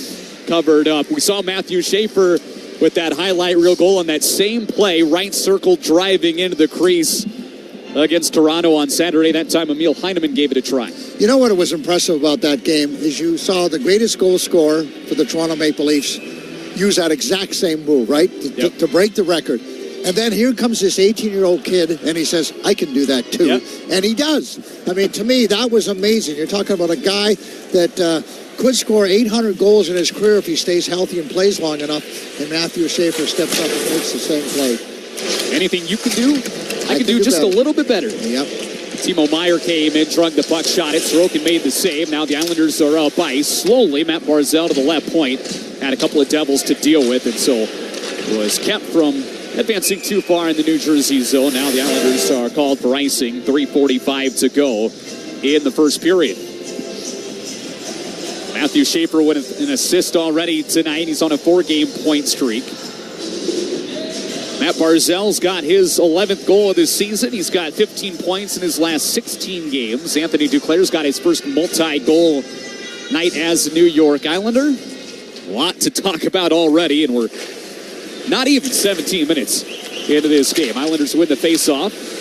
Heineman out of his own zone in front of the penalty box has lost it. When a glass disrupted him. Plot sends it in. And then off the far boards. Chipped out to center by McLean. The Devils take it over. Siegenthaler shoots it back deep. 3:19 to play here in the first period as McLean will softly play to the goal line extended. Talked about Duclair having 2 goals already in this one. This is his first game back in the lineup after he missed a couple, and he's only played 2 of the last 5. He's got the spot of Max Siplikov in this one. Siplikov is the odd man out for head coach Patrick Waugh. No, he's trying to keep everybody in the game as fourth liners, third liners, and here's Luke Hughes, pass to the net, left circle, tees one up, slap shot, snared out of midair by Sorokin. That was blasted by Luke Hughes from the left face-off. Don Sorokin says no with the glove save. no, you didn't say that. He just said, is that all you got? I mean, man alive. I mean, he went down and just put his left arm up and said, okay, that's like picking apples off a tree. Is it really that easy? Well, apparently for him. I was wondering, though, what's it like for the Hughes boys to play together? I mean, that just must be so much fun for them. Growing up, playing minor hockey together and at some point in time, and now play professional hockey. Luke Hughes again off the face-off, this time a lengthy slap shot. A lot less on that one, caught and held by Sorokin. I know Devils fans who are a little disappointed, I guess is one of the words you could use, that they didn't get the other Hughes brother, Quinn Hughes. Couldn't afford him. It's been not been the season that Devils fans thought they were going to get, at least not through the halfway mark. Very tight Metro. New Jersey's 4 points behind the New York Islanders. Tied for 6th in the division. Yeah, they've had injuries too, like everybody else. It's Brett Pesce, right point, shoots it off the back wall. Schaefer steps to it. Greeted by Juho Lammikko. His first NHL action in the last 4 years. You like that name, don't you? I mean, you said it about 6 times. You like that name. That's only the second time I've said it. Come on. He's got an interesting background. He's been playing pro over in Switzerland the last 3 years. Now he's come back over to the United States. He's a guy I remember watching with Springfield in the American Hockey League when he was just getting started. And his career hasn't panned out the way that he thought it would. It came out really strong his first year pro and put up some big numbers and hasn't been the same player. Of course, you get to the NHL, it's a lot harder to produce. Well, it's, what you do below the NHL allows you to have that opportunity, and then you've got to be a little bit better player. You've got to improve to stay in the NHL. If you don't do it, Alan, you're not playing. Down to 1 minute and 25 seconds to go in this first period. The Islanders have a 3-0 lead. They're being outshot 14-5. So Sorokin on one end's made 14 saves on 14 shots. On the other end, Jacob Markstrom has only made 2 saves so far. Here's Gritsuk, steals it away from Holmstrom in through the right circle. Was trying to dust it off for Dawson Mercer. Couldn't connect that pass. Islanders take it away. D'Angelo, the New Jersey native, off the near glass and out. Good play by Tony. Didn't ice it. He hesitated. He didn't want to ice it. He just had the nice touch just to make sure he got it out. Hamilton across for Siegenthaler. Slides it in down the left wing. Jack Hughes steps to it. Just out in front of Scott Mayfield. Rims it around. Right corner. And Schaefer, between 2 Devils, plays it up the right side. Jack Hughes skates onto a loose puck way above the right circle. Turns, twists one in on Sorokin, and he'll make save 15. 36 seconds to go in the period. Now I'm sure Patrick will put on his 5 best checkers for this last 35 seconds. You've had a really good first period. You've been very opportunistic. You've established a nice 3-0 lead. The last thing you want to do now is give up a goal. So let's just see who he leaves out there for this last little bit. Looks like his 4th line. And Cizikas has been very good on face-offs, and so it's a good start for the Islanders. Islanders get the draw. 30 seconds to go. It's skipped through center by Pollock and skating onto it left wing Cizikas. Wrapped up by Dougie Hamilton. Cizikas fell down to a knee, gets right back up. That puck's tied up again. McLean knocked down hard by Hamilton, gets back up. Puck to the blue line. Pellick with a shot through a crowd. And down on the knees, Markstrom will absorb this one.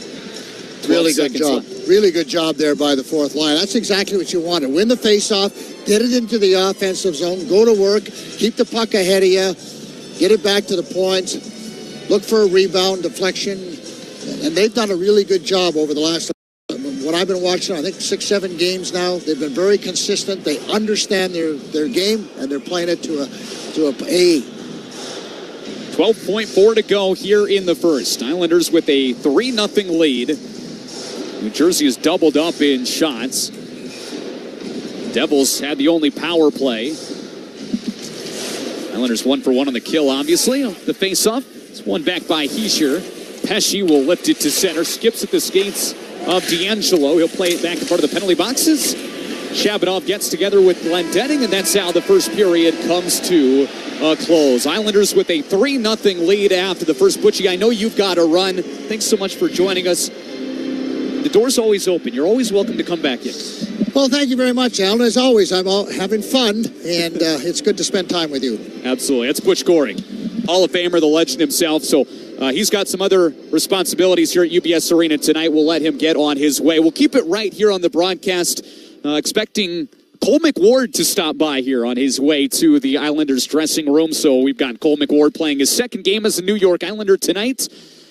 He's got his first point as a New York Islander, not his first NHL point. He had a few with Vancouver over the course of 6 games a couple of years ago. But Cole McWard moving to his offside, but playing with Scott Mayfield yet again tonight. He's helped the Islanders race out to an early 3-0 lead. We'll go downstairs now. Cole McWard joining us. Cole, it's Alan Fearing up here in the radio booth. What a start to this game. You factored into the score sheet, getting a assist on that third goal.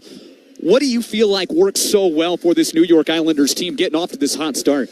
I think we're just skating. I think we're tracking hard and playing fast to the middle and just moving the puck up, keeping it pretty simple here. So, yeah, just tried to make a hard play on that goal, and luckily squeaked to Cizikas, and he made a great play and a great shot by Duclair. You made your team debut in that crazy win against Toronto on Saturday night. Now trying to win the homestand. What was Patrick Waugh's message in the room before this one got going? Yeah, I mean, I think it was a lot of the same thing. We're just going to have to want it more and come ready to play and be prepared for a hard night. And, no matter how the first period went, we got to play a full 60 here. Cole, lastly, you're the newest New York Islander fan, still trying to get to know you. Everybody's got a nickname. What's your nickname? Yeah, a lot of the guys just call me Wardo. Around the rink. That's, what I think the default hockey nickname would be. So, yeah. Right. Well, congratulations on that first Islanders point, and good luck the rest of the way here. Awesome. Thank you. Awesome. That's Wardo. It's Cole McWard downstairs, and what a fun night so far. What a great start to this hockey game. The Islanders with 3 goals on 7 shots. Ilya Sorokin in his first game back in more than 2 weeks with 15 saves on 15 shots against the New York Islanders. Lead the New Jersey Devils 3-0 after 20 here tonight. Oh, much more to come on the broadcast. Actually, a great segue into our intermission report. We're going to get to know Cole McWard a little bit better coming up on this first intermission. A guy who has a very unique background. A native of Fenton, Missouri. Not necessarily a hockey hotbed. We'll talk more about that and get to know Cole McWard on the other side of this break. Plus, we'll take a trip around the National Hockey League. There are 9 other games to focus on coast to coast here on this Tuesday night across the NHL. Anthony Duclair has delivered here tonight already. 2 goals for Duclair, 1 for Matt Barzal. The Islanders lead 3-0 after 1. You're listening to New York Islanders hockey on the Islanders Radio Network. Rascal Flats, Life is a Highway Tour 2026. January 29th at UBS Arena. I like the sound of that. Country music's greatest vocal group, Rascal Flats. Back on the road. With special guests, Chris Lane and Lauren Elena. On sale now at Ticketmaster.com. Rascal Flats Live. The first intermission is brought to you by Jake's 58. At GEHA, we stand behind our members because we were founded by members. We're not focused on Wall Street. We're focused on Main Street.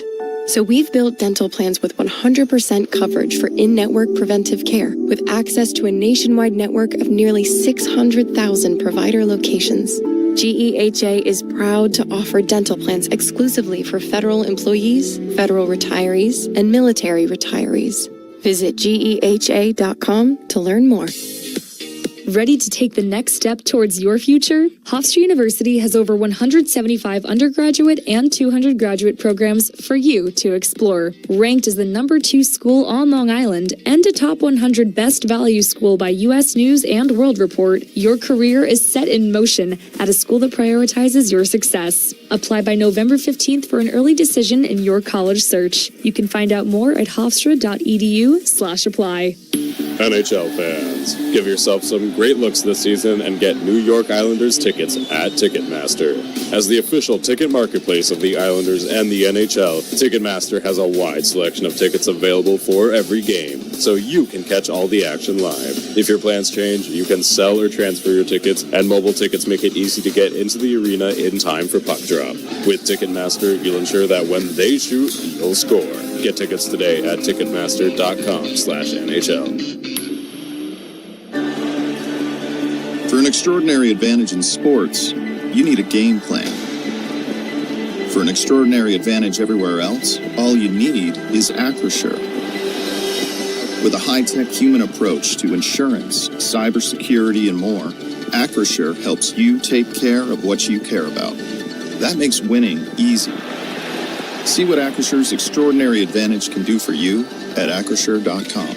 We live in an instant world, but when it comes to getting paid for our hard work, we're stuck waiting 2 weeks. That's a system designed for a different time, and it's holding you back. Whether you're an employer waiting to offer a great new benefit or an employee looking to make your money work better, Daily Pay gives you access to earnings you've already worked for. Pay that bill, fill up your tank, or handle that unexpected expense, all on your schedule. Just like the Islanders don't wait to make the play, you don't have to wait to get paid. Visit dailypay.com/Islanders and get your money when you need it. That's dailypay.com/Islanders. Hey, I'm defenseman Matthew Schaefer, and you're tuned into New York Islanders hockey. Well, no matter how you look at that first period through the lens of the New York Islanders, it was a tremendous first 20 minutes. On the offensive side, they scored 3 goals on only 7 shots. And on the other end, Ilya Sorokin made 15 saves on 15 shots. The Islanders went 1 for 1 on the kill. They have not had a power play yet tonight. And you talk about details of the game, the Islanders were more physical, and they won 62% of the faceoffs as well. So everything going right for the New York Islanders so far. 3-0. Isles lead it after 20 minutes here inside UBS Arena. And it was so much fun to have Butch Goring join us for the first period. I'm sure he will be back many times throughout the rest of the season. But tonight, we've also got Cal Clutterbuck joining the broadcast. He'll be here for the second and third periods, so stick around for that. Cal Clutterbuck joining me here in the booth at UBS. Islanders with the 3-0 lead. 2 goals from Anthony Duclair, the other from Matt Barzal. Barzal scoring just 68 seconds in, and then Duclair had 2 goals in just under 9.5 minutes. That second goal was assisted by Casey Cizikas and Cole McWard. So the newest New York Islander, Cole McWard, now with 1 point in his first 4 periods with the team. And here on the first intermission report, let's take a closer look at the background of Cole McWard. He's a 24-year-old defenseman playing his 8th career NHL game here tonight. It's his 2nd game with the Islanders.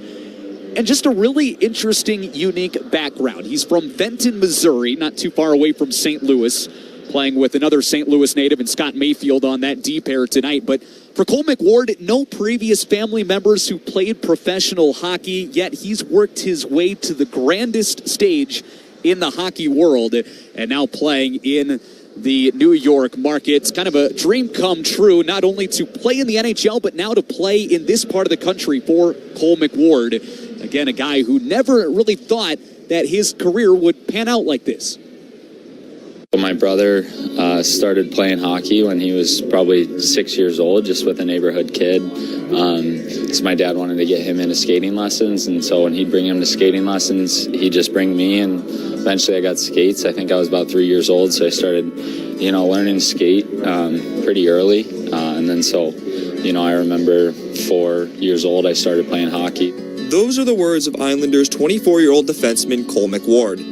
McWard was recalled from the Bridgeport Islanders on January 3rd, and he made his New York Islanders debut later that day in the team's 4-3 overtime win over Toronto. McWard admits his family did everything to help support him achieve his dream of being a professional hockey player.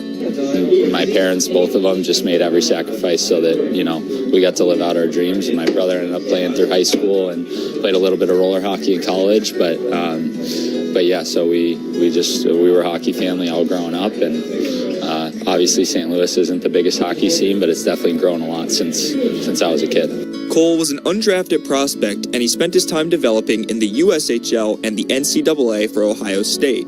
Yeah, my first year junior, I came into the USHL, a bit wide-eyed, a bit nervous, wasn't playing a whole lot, and just worked really hard. And I think, as I kind of moved up the lineup there and I was playing in the USHL and started to become, like a top defenseman in the USHL, I was like, okay, if I keep working and just, take it day by day, then we'll see what happens. McWard started to turn heads in his 2 seasons at Ohio State. As a sophomore, McWard put up 9 goals, 12 assists for 21 points in 39 games for the Buckeyes. After playing at Ohio State, the Vancouver Canucks signed McWard. He made his NHL debut for the Canucks on April 6th, 2023, and he recorded his first and only NHL goal to date the next game. Here's Joshua onto the puck, to the blue line. McWard, wrist shot, hit the post. No, it's in. Pardon me. It's the first career goal for Cole McWard, and it's 1-0 Vancouver.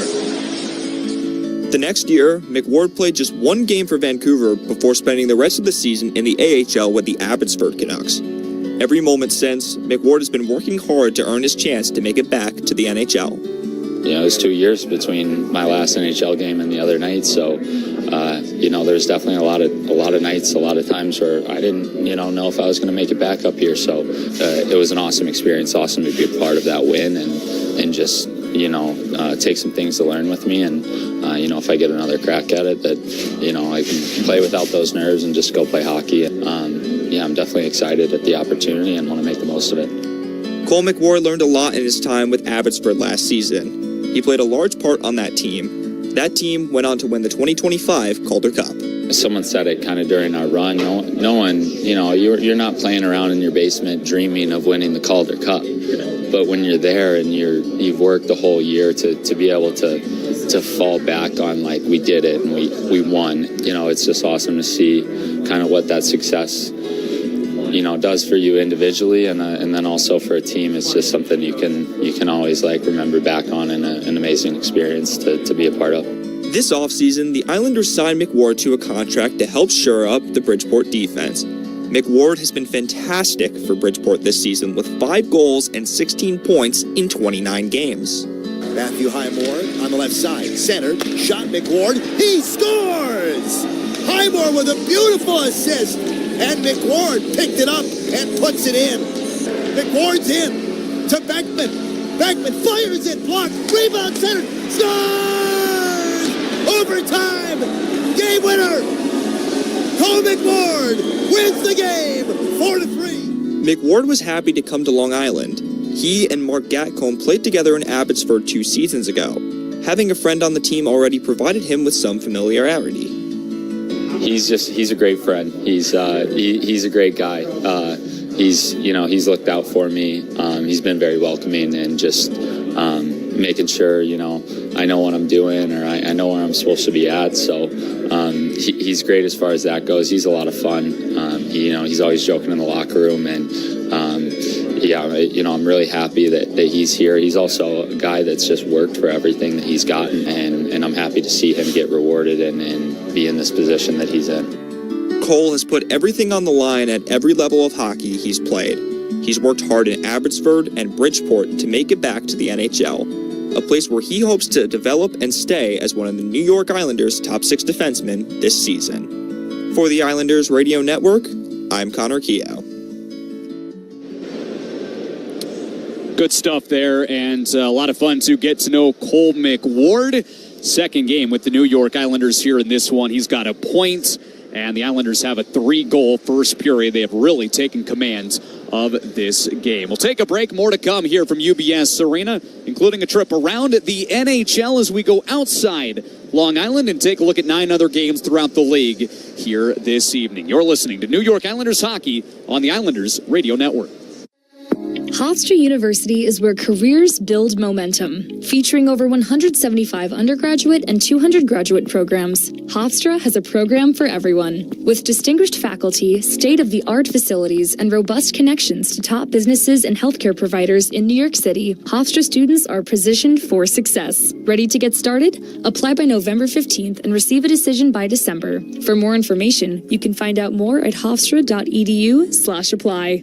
Long Island businesses score big with Coyote Promotions. Connecting brands with fans is our game, and we're in it to win it. From iconic giveaways to everyday branded promotional items, we turn your brand into a star player. We're local, minority owned, and just like the Islanders, we know what it takes to win. Team up with Coyote Promotions. Visit coyotepromos.com/Islanders today. Your brand, our power play. We're the true champions of the game. Don't forget, that's coyotepromos.com/Islanders. Rascal Flats, Life is a Highway Tour 2026. January 29th at UBS Arena. I like the sound of that. Country music's greatest vocal group, Rascal Flats. Back on the road. With special guests, Chris Lane and Lauren Elena. On sale now at Ticketmaster.com. Rascal Flats Live. With the NHL app, you can listen to every NHL game right from your phone. And with home and away broadcast feeds, you choose your way to listen. Whether you're at work, at the gym, or stuck in traffic, the NHL app puts you right in the action all season long. Every team, every game, everywhere you go. Download the NHL app and never miss a moment. Hey, I'm Anders Lee, and you're tuned in to New York Islanders hockey. Live from our Hofstra studios with your intermission report, I'm Ashley Blum. There's 9 other games on the docket for tonight, so let's jump right on into it. The Stars are soaring into the eye of the hurricane tonight as they trail the Canes 5-1 after the second in Raleigh. With the Olympics less than a month away, we're getting some pretty big previews into what we can expect to see. A fun fact for this matchup, 5 players on Team Finland's Olympic roster are out on the ice tonight, with Roope Hintz, Mikko Rantanen, Miro Heiskanen, and Esa Lindell from Dallas, and Sebastian Aho from Carolina. Speaking of Rantanen, he could become the 5th player in Stars history to record multiple points in 5 straight road games tonight. The Flyers are leading the Ducks 3-1 towards the end of the second in Philly, and the Sabres are ahead of the Canucks 3-0 after 40 minutes of play. They wasted no time getting on the board early, only 2 minutes in. This is Peyton Krebs in the right corner. Up top for Powell. He's got Thompson in front of the net. Puck gets to the slot, scores! Tage Thompson! That puck did not stay on his stick long. He whips it in the back of the net. It's 1-0 Buffalo. Sound courtesy of MSG Network. Since Josh Norris's return to the lineup at the beginning of December, the Sabres are tied for the 3rd most wins among all teams, trailing only the Red Wings and the Avalanche. Speaking of, the Avs and the Lightning are tied up at 1 towards the end of 2 in Tampa. Former Islander Brock Nelson, who was recently named a Team USA for the Olympics, is 2 goals away from his 10th this season. His 10th season with at least 20. The only other active U.S.-born players with as many campaigns are Patrick Kane, Austin Matthews, and Chris Kreider. The Maple Leafs have the 1-0 advantage over the Panthers in Toronto after the first, and the Jets are up against the Golden Knights 1-0 midway through 1 in Winnipeg. At 9, the Predators are taking on the Oilers in Edmonton, and Connor McDavid is definitely the player to watch tonight. He's recorded points in 15 straight games against the Preds, dating back to the 2018-19 season, which is his 2nd longest active streak, only behind the Devils. The Blue Jackets are in the Shark Tank tonight, dropping the puck at 10 in San Jose, and rounding out the slate also at 10, it's the Bruins and the Kraken. Seattle enters play with points in each of its previous 8 outings and could establish its 2nd longest point streak in franchise history. With your intermission report from our Hofstra studios, I'm Ashley Blum. Once again, your New York Islanders are leading the New Jersey Devils 3-0 after 1 at UBS Arena. So let's send it back to Alan Fearing for second period action, only here on the New York Islanders Radio Network. All right, good stuff, Ashley. Islanders lining up at center ice now on the right-hand side of the red line. J.G. Pajot at the dot, but instead it's won back by Nico. He's sure the Devils have it. They'll get into this slot. Slides through the right circle on for Jonathan Drouin, and he'll skip the puck back out through center to the skates of J.G. Pajot right up in front of the benches. He's wedged off by Siegenthaler. Puck slides back to our right. Pollock over for Schaefer. He'll dump it in. Islanders with 3 goals on 7 shots in the first. Markstrom comes out to play the puck. Nearly gave another one up to Simon Holmstrom. Holmstrom batted it down out of the air at the hash marks. Couldn't get a shot off as Markstrom was trying to hurry to get back in front of his own crease. It was a giveaway back 2 weeks ago in this building. December the 23rd, that Markstrom lost the puck to Simon Holmstrom. He scored into what was an empty net. 2-1 New York Islanders win. Barzal out to the right point. D'Angelo swings it across his own line over for Pellick. Sedity comes around and it's gathered and lifted back out by Dougie Hamilton. Devils clear, and here's Tony D'Angelo who centers the puck. Twists one off the near boards for Heineman. Lays it in softly to the left corner. Matt Barzal gives chase, beaten to it by Mercer, but then Mercer overskates it out high. D'Angelo with a quick shot. Deflects out of play with 1 minute and 21 seconds gone in the second period. Alan Fearing with you here in the booth. Hoping Cal Clutterbuck isn't too far away. He's scheduled to join us here the rest of the night.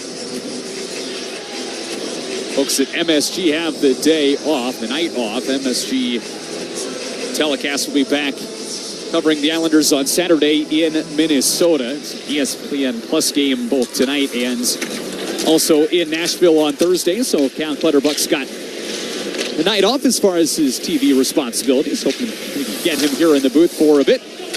Meanwhile, the Islanders with a 3-goal first period lead this game 3-0 early in the second, trying to keep the pedal down. Pesce right point, kept it in, shot blocked. McWard stretches it ahead, and it's Shabanov in left side. He'll leave it for McWard, who's bumped off the puck by Cody Glass. Slides below the Devils' goal line extended, gathered up by Max Shabanov, skates it up the left wall, and then turns, fires it around the boards. Gatcomb out front, touches it off the pads of Markstrom. He makes a kick save, comes to the left circle. Shabanov shot blocked. Ritchie out to the point. Mayfield with a try. And that changes directions into the left corner. Up the wall, Shabanov with a shot, didn't get through. Ritchie recovers it back behind the goal. Leaves it for Shabanov left wing. Plays it up the wall, and it's skipped off the stick of McWard and out of the zone, so the Islanders have to touch up. They do, and they'll make some changes as well. 2.5 gone in the second period. It's a 3-0 Islanders lead. Super efficient in that first period. I try to test Markstrom a little bit more often here in the second. Only had the 7 shots in the first, but can't argue with 3 goals. Here's Anthony Duclair, who gets cut off in the neutral zone by Dillon. And then it's Colton White who lifts it into the Islanders zone. Palat tries to track it down. He's taken to the glass by McWard. Puck slides around to the left corner. McLean ducks out of a hit. Lamico trying to hit him between the numbers. Puck comes out of the neutral zone, and Duclair will leave it for McWard. From the red line, he'll toss it high into the air. Lands in the left corner. McLean hard in after it. It's checked into the boards by White. His helmet goes flying, so he'll head to the bench. And onto the ice in his spot comes Anders Lee. D'Angelo out high. Pellick from the bottom of the left circle chipped it in front. Redirects through the slot.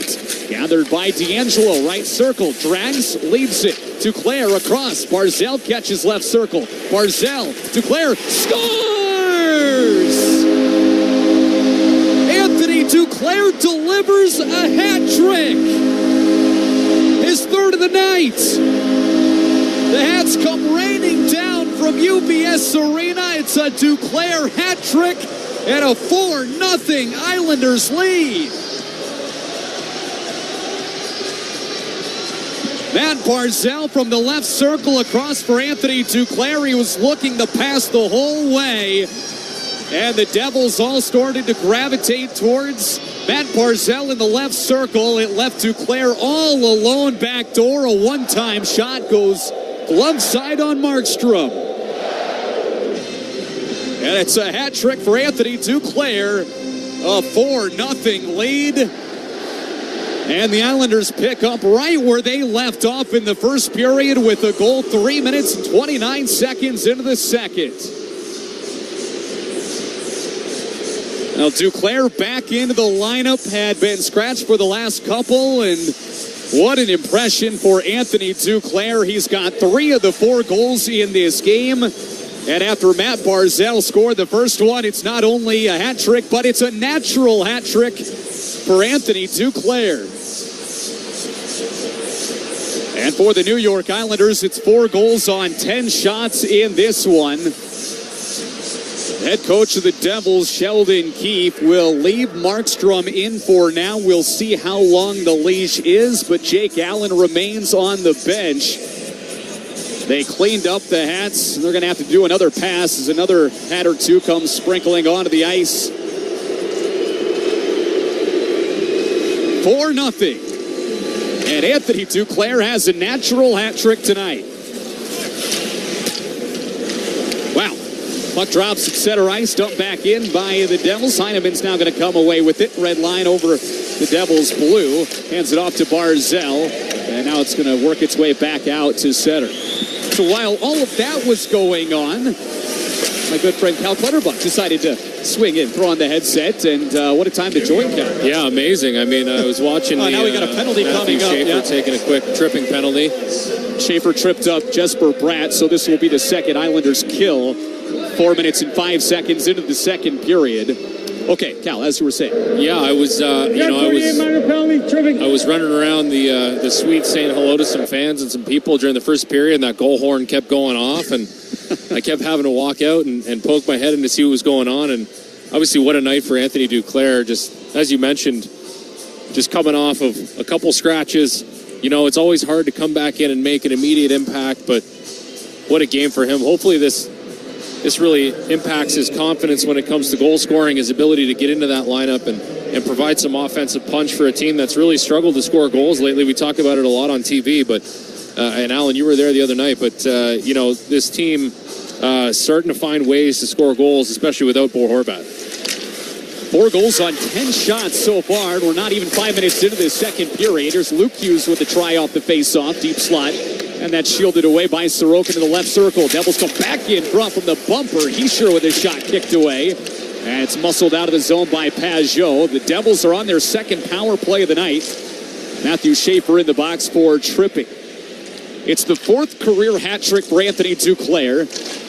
Of course, it's his first as an Islander. He had not had a multi-goal game as a New York Islander until tonight. And it's a natural hat trick for Duclair, the 29-year-old, who's up to 7 goals on the season, 16 points.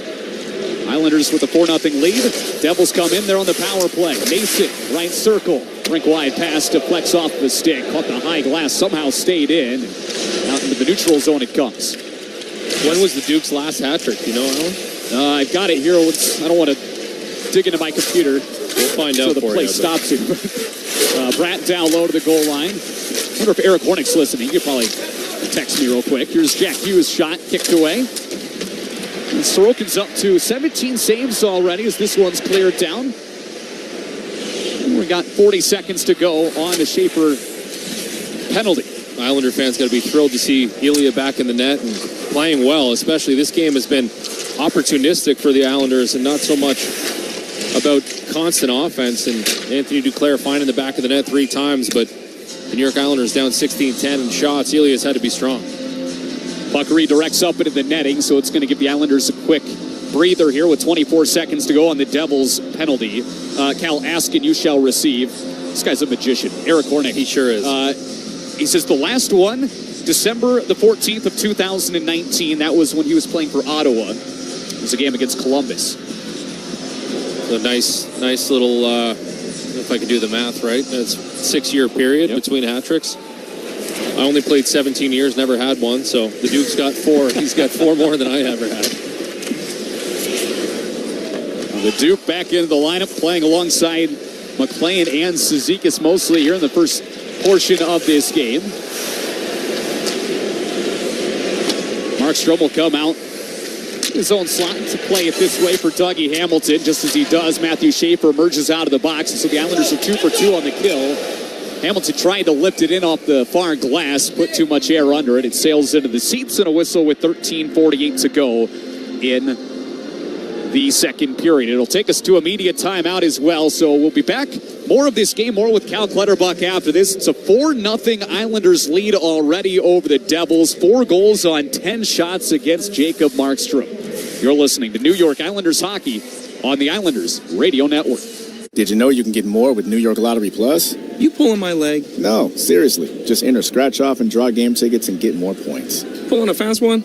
No. And you can put your points towards chances to win gift cards, cash prizes, and more. Is this a stunt? No, you even get points for playing new games. You're pulling my chain, aren't you? No.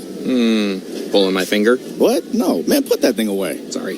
Introducing New York Lottery Plus. Download the app, sign up, get more. Please play responsibly. Must be 18 plus. Gambling problem? Call 1-877-8-HOPE-NY or text HOPE-NY. Remember, all Islanders power plays are brought to you by the New York Lottery. The scrape of blades, the clash of sticks. Hockey's more than a game. It's unrelenting, never give up moments that make you feel alive.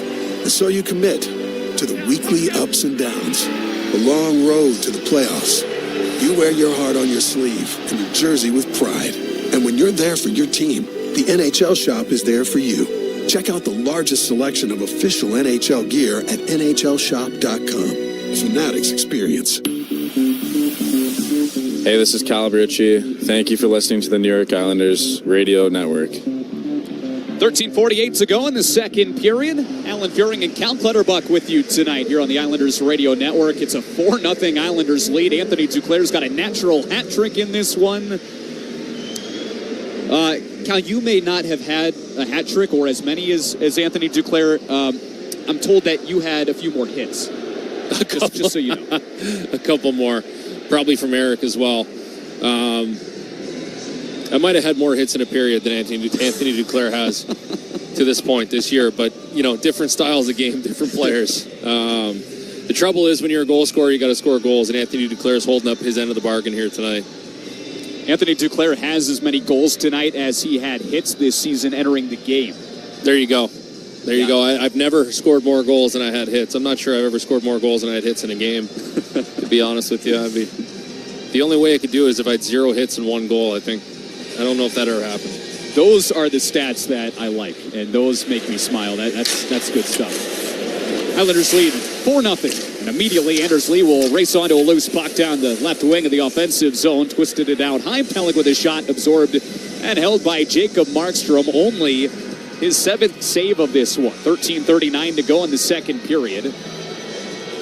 Now, the Islanders lost the first game of this homestand to Utah. We've talked a lot about that 7-2, but they came back with that emotional win against Toronto and come from behind fashion 4-3 on Saturday. A chance to win the homestand here tonight. Can't ask for a better start than this one.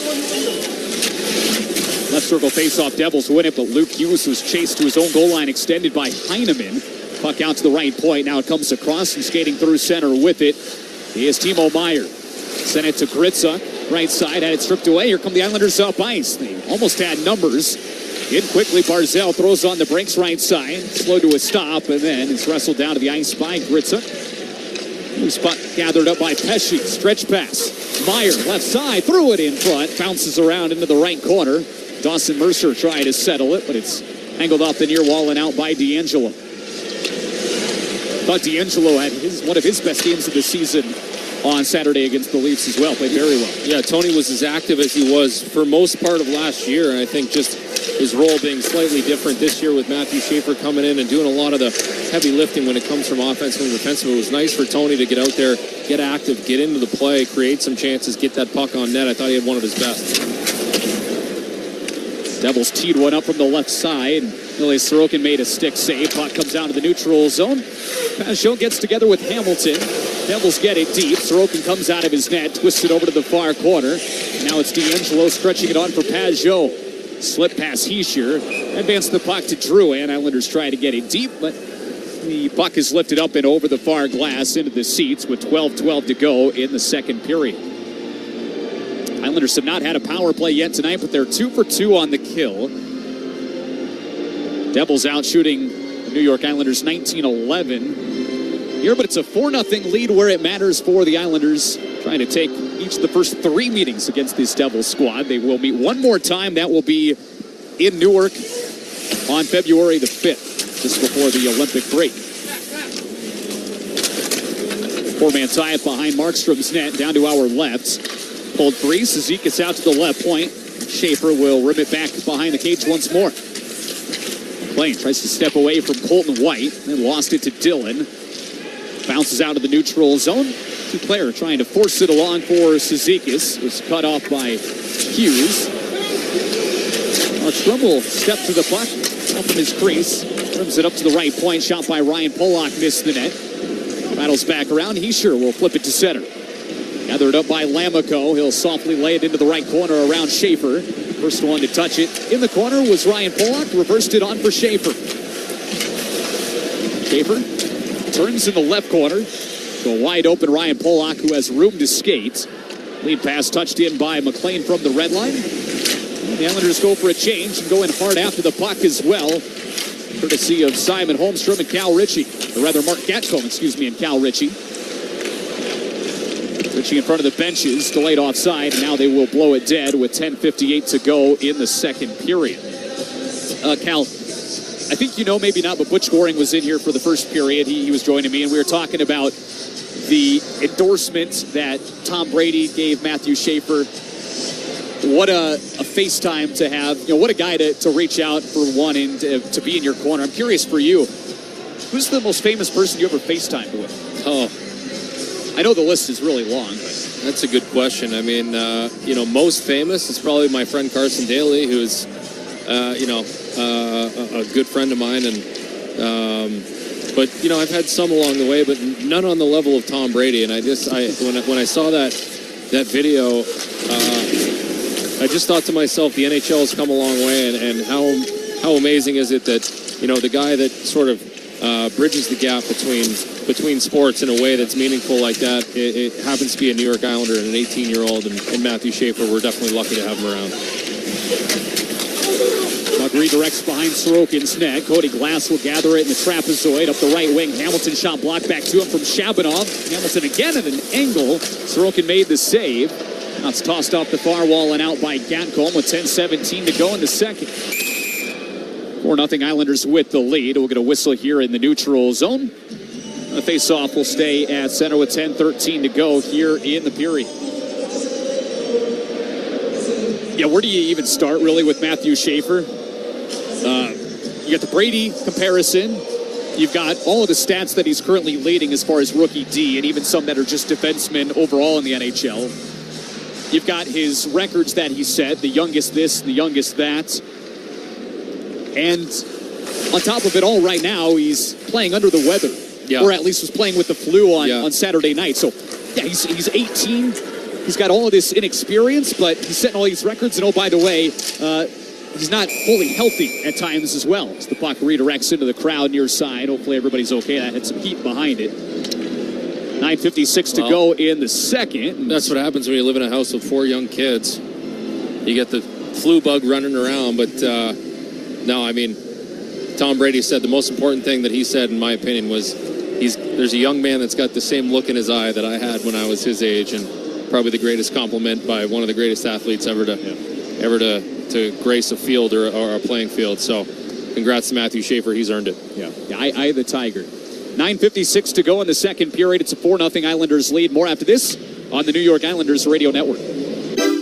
Your perfect ticket plan is waiting for you. Flex plans start at just 5 games, and you can customize it however it fits your schedule. Don't miss out on this exciting new season. Secure your plan now at NewYorkIslanders.com/flex. Get the official Islanders app to see all things Isles all in one place. Manage tickets, get exclusive content, and find breaking team news fast. Download the official Islanders app from the App Store or Google Play now.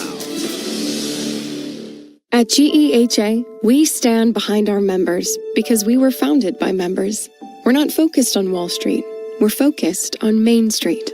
So we've built dental plans with 100% coverage for in-network preventive care, with access to a nationwide network of nearly 600,000 provider locations. GEHA is proud to offer dental plans exclusively for federal employees, federal retirees, and military retirees. Visit GEHA.com to learn more. This is Emil Heinemann, and you're tuned into New York Islanders hockey. Just under 10 minutes to go in the second period, which means we are just A few seconds past the halfway mark here tonight. 9:56 to go.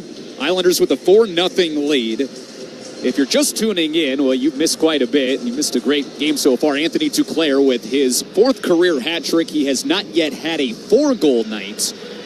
He's got half this hockey game to try to get to that mark. Islanders with a 4-0 lead here. Alan Furing, Cal Clutterbuck with you.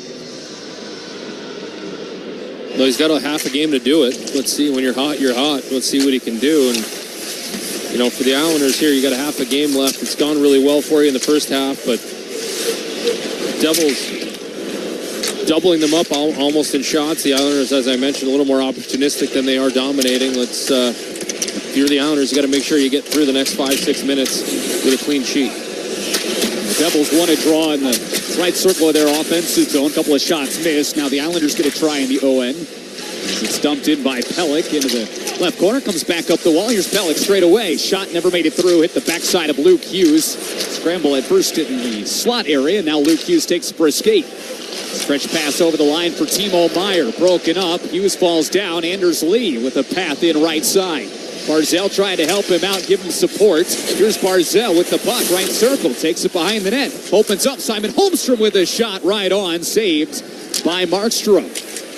He had no chance to catch that, but blocked it up the right side. Straight away, Barzal with the shot. Produced the rebound. Holmstrom scores! Simon Holmstrom makes it a 5-0 lead. Tucks it in around the right post while Markstrom was down. 2 more here for the Islanders in the second period, and Simon Holmstrom's got his 9th of the year. Well, when you've got an opportunity, Anders Lee carries this thing into the zone off a little miscue by the Devils, and then Matt Barzal picks it up and circles the net. He had 3 different options that he chose not to go to. He chooses Simon Holmstrom, the third layer.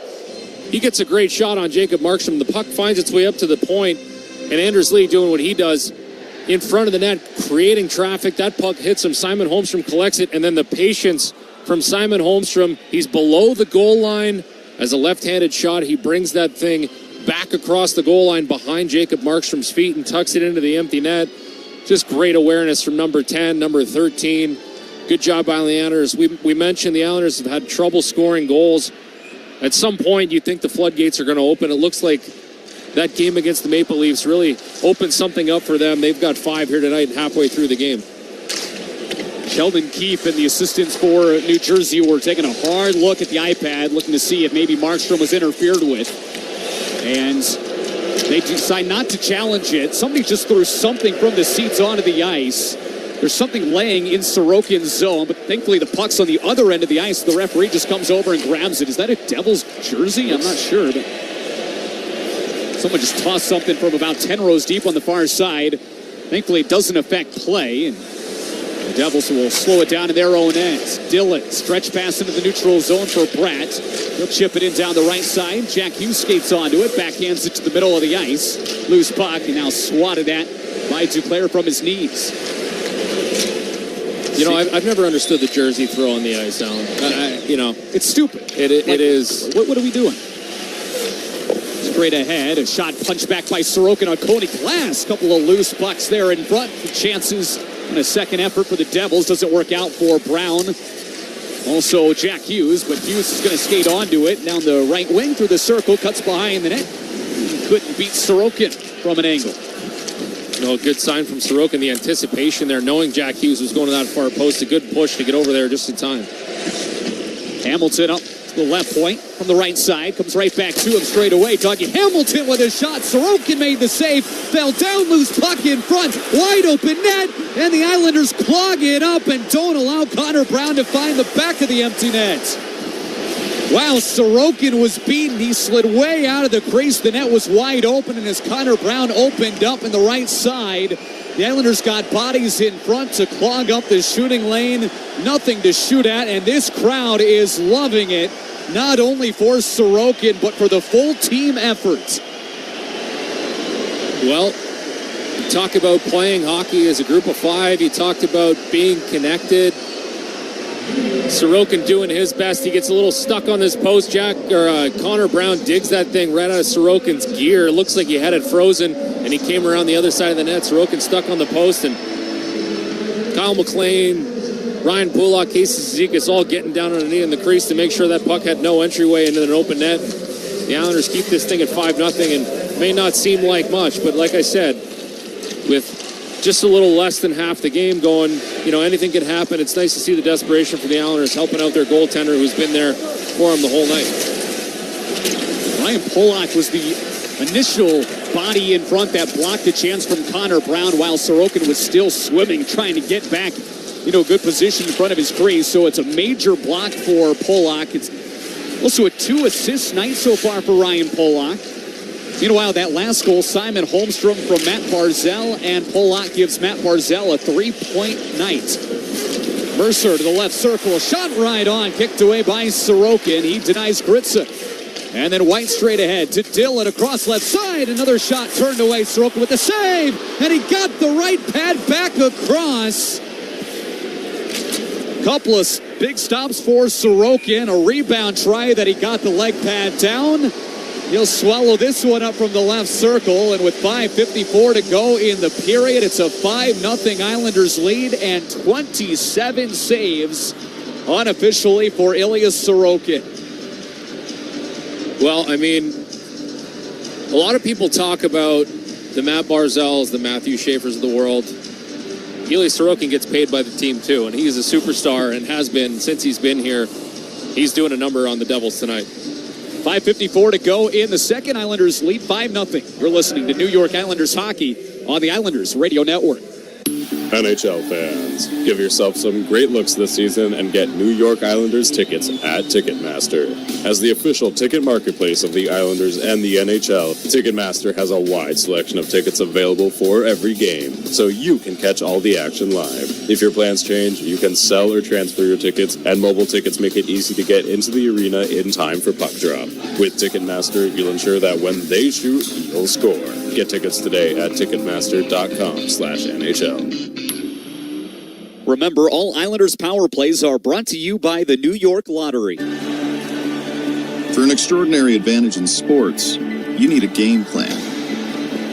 For an extraordinary advantage everywhere else, all you need is Acrisure. With a high-tech human approach to insurance, cybersecurity, and more, Acrisure helps you take care of what you care about. That makes winning easy.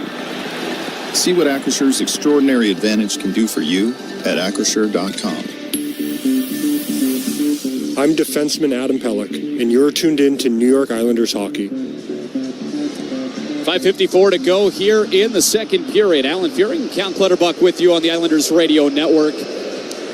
I think a lot of fans, Cal, thought that the Islanders could come out strong in this game. I'm not sure how many folks expected this game right now. On both sides of the ice, Sorokin on one end and the offense on the other. Yeah, and you know what? I mean, these games against the Devils are always tight. They're a tough team. They got a lot of team speed, and they're difficult to score, and they got a pretty good defense core when they're healthy. And this is one of these anomaly games. Even looking down at the shot clock, you got 29 shots for the Devils and 14 for the Islanders. Like I said, very opportunistic by the Islanders, but this is exactly what the kind of home cooking that this crowd was looking for. The tail end of a homestand. The team's going on the road for a long stretch, a 7-game trip. And we talked about it a lot on TV the last couple of games. They need to get these home wins before they go on the road, because this road trip is going to be kind of a gauntlet. Yeah.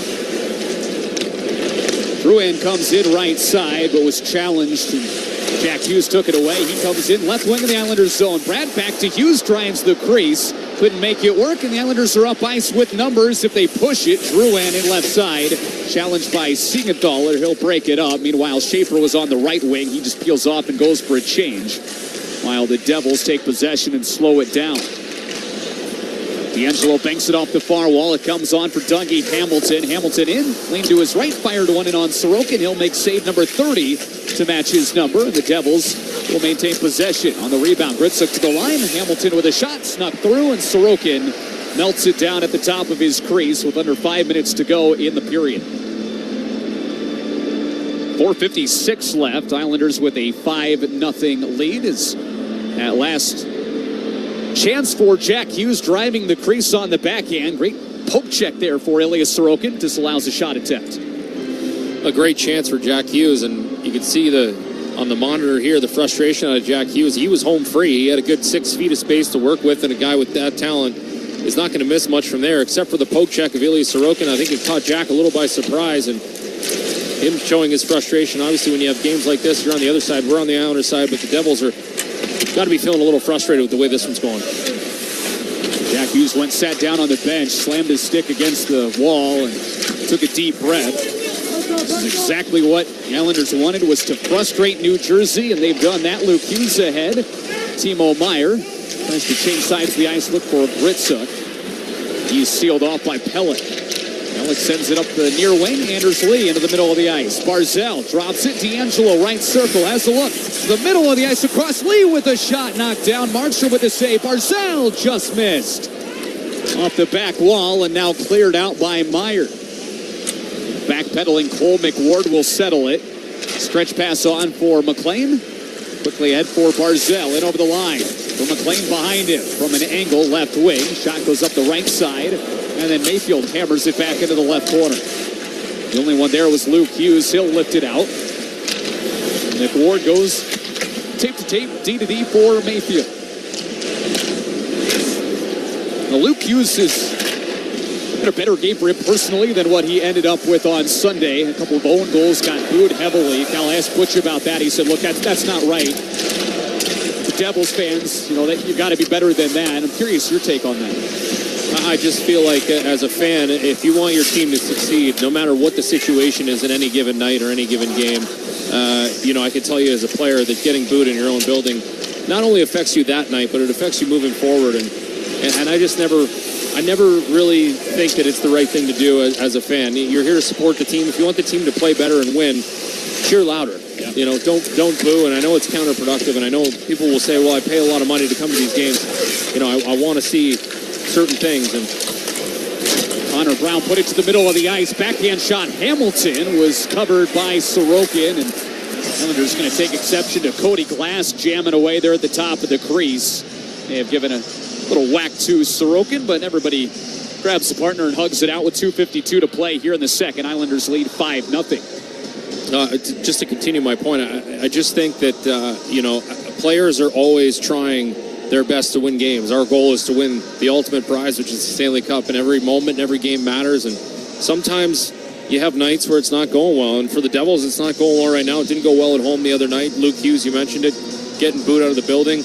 He's one of their young stars, and he's going to be there for a long time. So if you're a fan of that team, I would suggest to encourage and just get behind him. And it's amazing what kind of product you'll get out of a player when he's got a group of people behind him. Matthew Schaefer grabs the puck after an Islanders face-off win, looped it out into the neutral zone. The Devils will take over near their own line. 2.5 to play here in the second. 5-0 Islanders lead. Hamilton tried to slip past Simon Holmstrom, rather than Siegenthaler, Holmstrom will deny zone entry for the most part. Now the Devils come back in. Jack Hughes, the left circle, skating onto it and taking it back behind the Isles net is Heischer. Goes right back up the left wing. Siegenthaler to Jack Hughes. Tries to dance away from Holmstrom. Holmstrom's going to stay on the backside of Siegenthaler. Now receives the pass from Jack Hughes. Left corner, Heischer to the left circle. Back behind the net come the Devils. Heischer opens up out front, turns, fires one off the body, and goes up over the glass and into the netting with 1:58 to play in the second. Cal, how about this? You talk about individuals for the Devils in this game. Andre Palat, 7 shifts. He's a -4.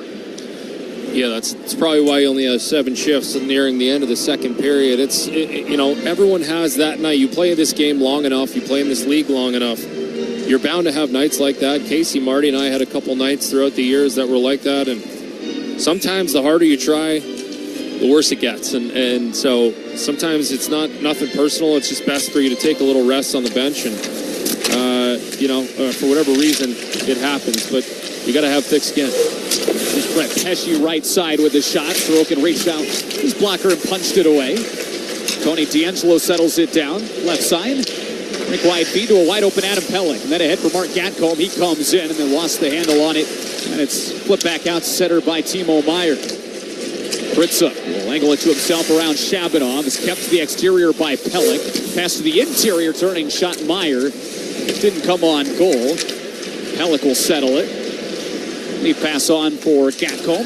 Continues it along for Sezikis left side. Slip past Pesci. Backdoor feed. The one-time shot doesn't go. Shabanov was the target below the right hash marks. Another one of the guys the Islanders are trying to get going. Shabanov with just the one goal in his last 20 games. Came into this contest talking about getting Anthony Duclair going. He only had one in his last 26. He's got the natural hat trick here tonight. We'll see if the Islanders can get Shabanov going. They'd also like to get Jonathan Drouin going a bit more in the goals department. He's without one in his last 19. 44 seconds to go here in the period. Islanders with a 5-0 lead. Schaefer trying to play it ahead. It caught the stick of Lamico and goes out. 40.5 seconds left in the frame. Well, the referee's discussing whether that was tipped out of play or if it went directly out. It was a stick-on-stick situation, but not sure if it was a stick blade on shaft situation or if it was a stick blade on stick blade situation. I'm not sure they're going to be able to call this a penalty, just given how close it actually was. Looks like one referee thinking it went straight out, one referee thinking the opposite. And looks like they're going to call it. I think they're going to give him a penalty. New York, number 48, 2-minute minor, delay game. It was close, and I mean, we're way up here in the rafters. Honestly, I thought that one changed directions, just the way it came off his stick. But Cal, as you mentioned, is kind of a stick-on-stick play. Yeah, that's actually off of, I believe, Gritsyuk's stick, or Lamico's stick. Yeah. You could see Schaefer let it go, and then it hit the stick blade and went over. Looks like potentially a missed call by the referees, and you know, Alan, maybe a situational call at 5-0, giving the Devils the benefit of the doubt. I don't know if that actually enters into the referees' minds, but it's like one referee, I think it was Peter McDougall, had a better look at it than Johnny Bear, and the Islanders are going to have to kill a quick 2 minutes here. 40 seconds left in the second. Yeah, this one hopefully will take us into the third period as the Islanders look to stay strong on the kill.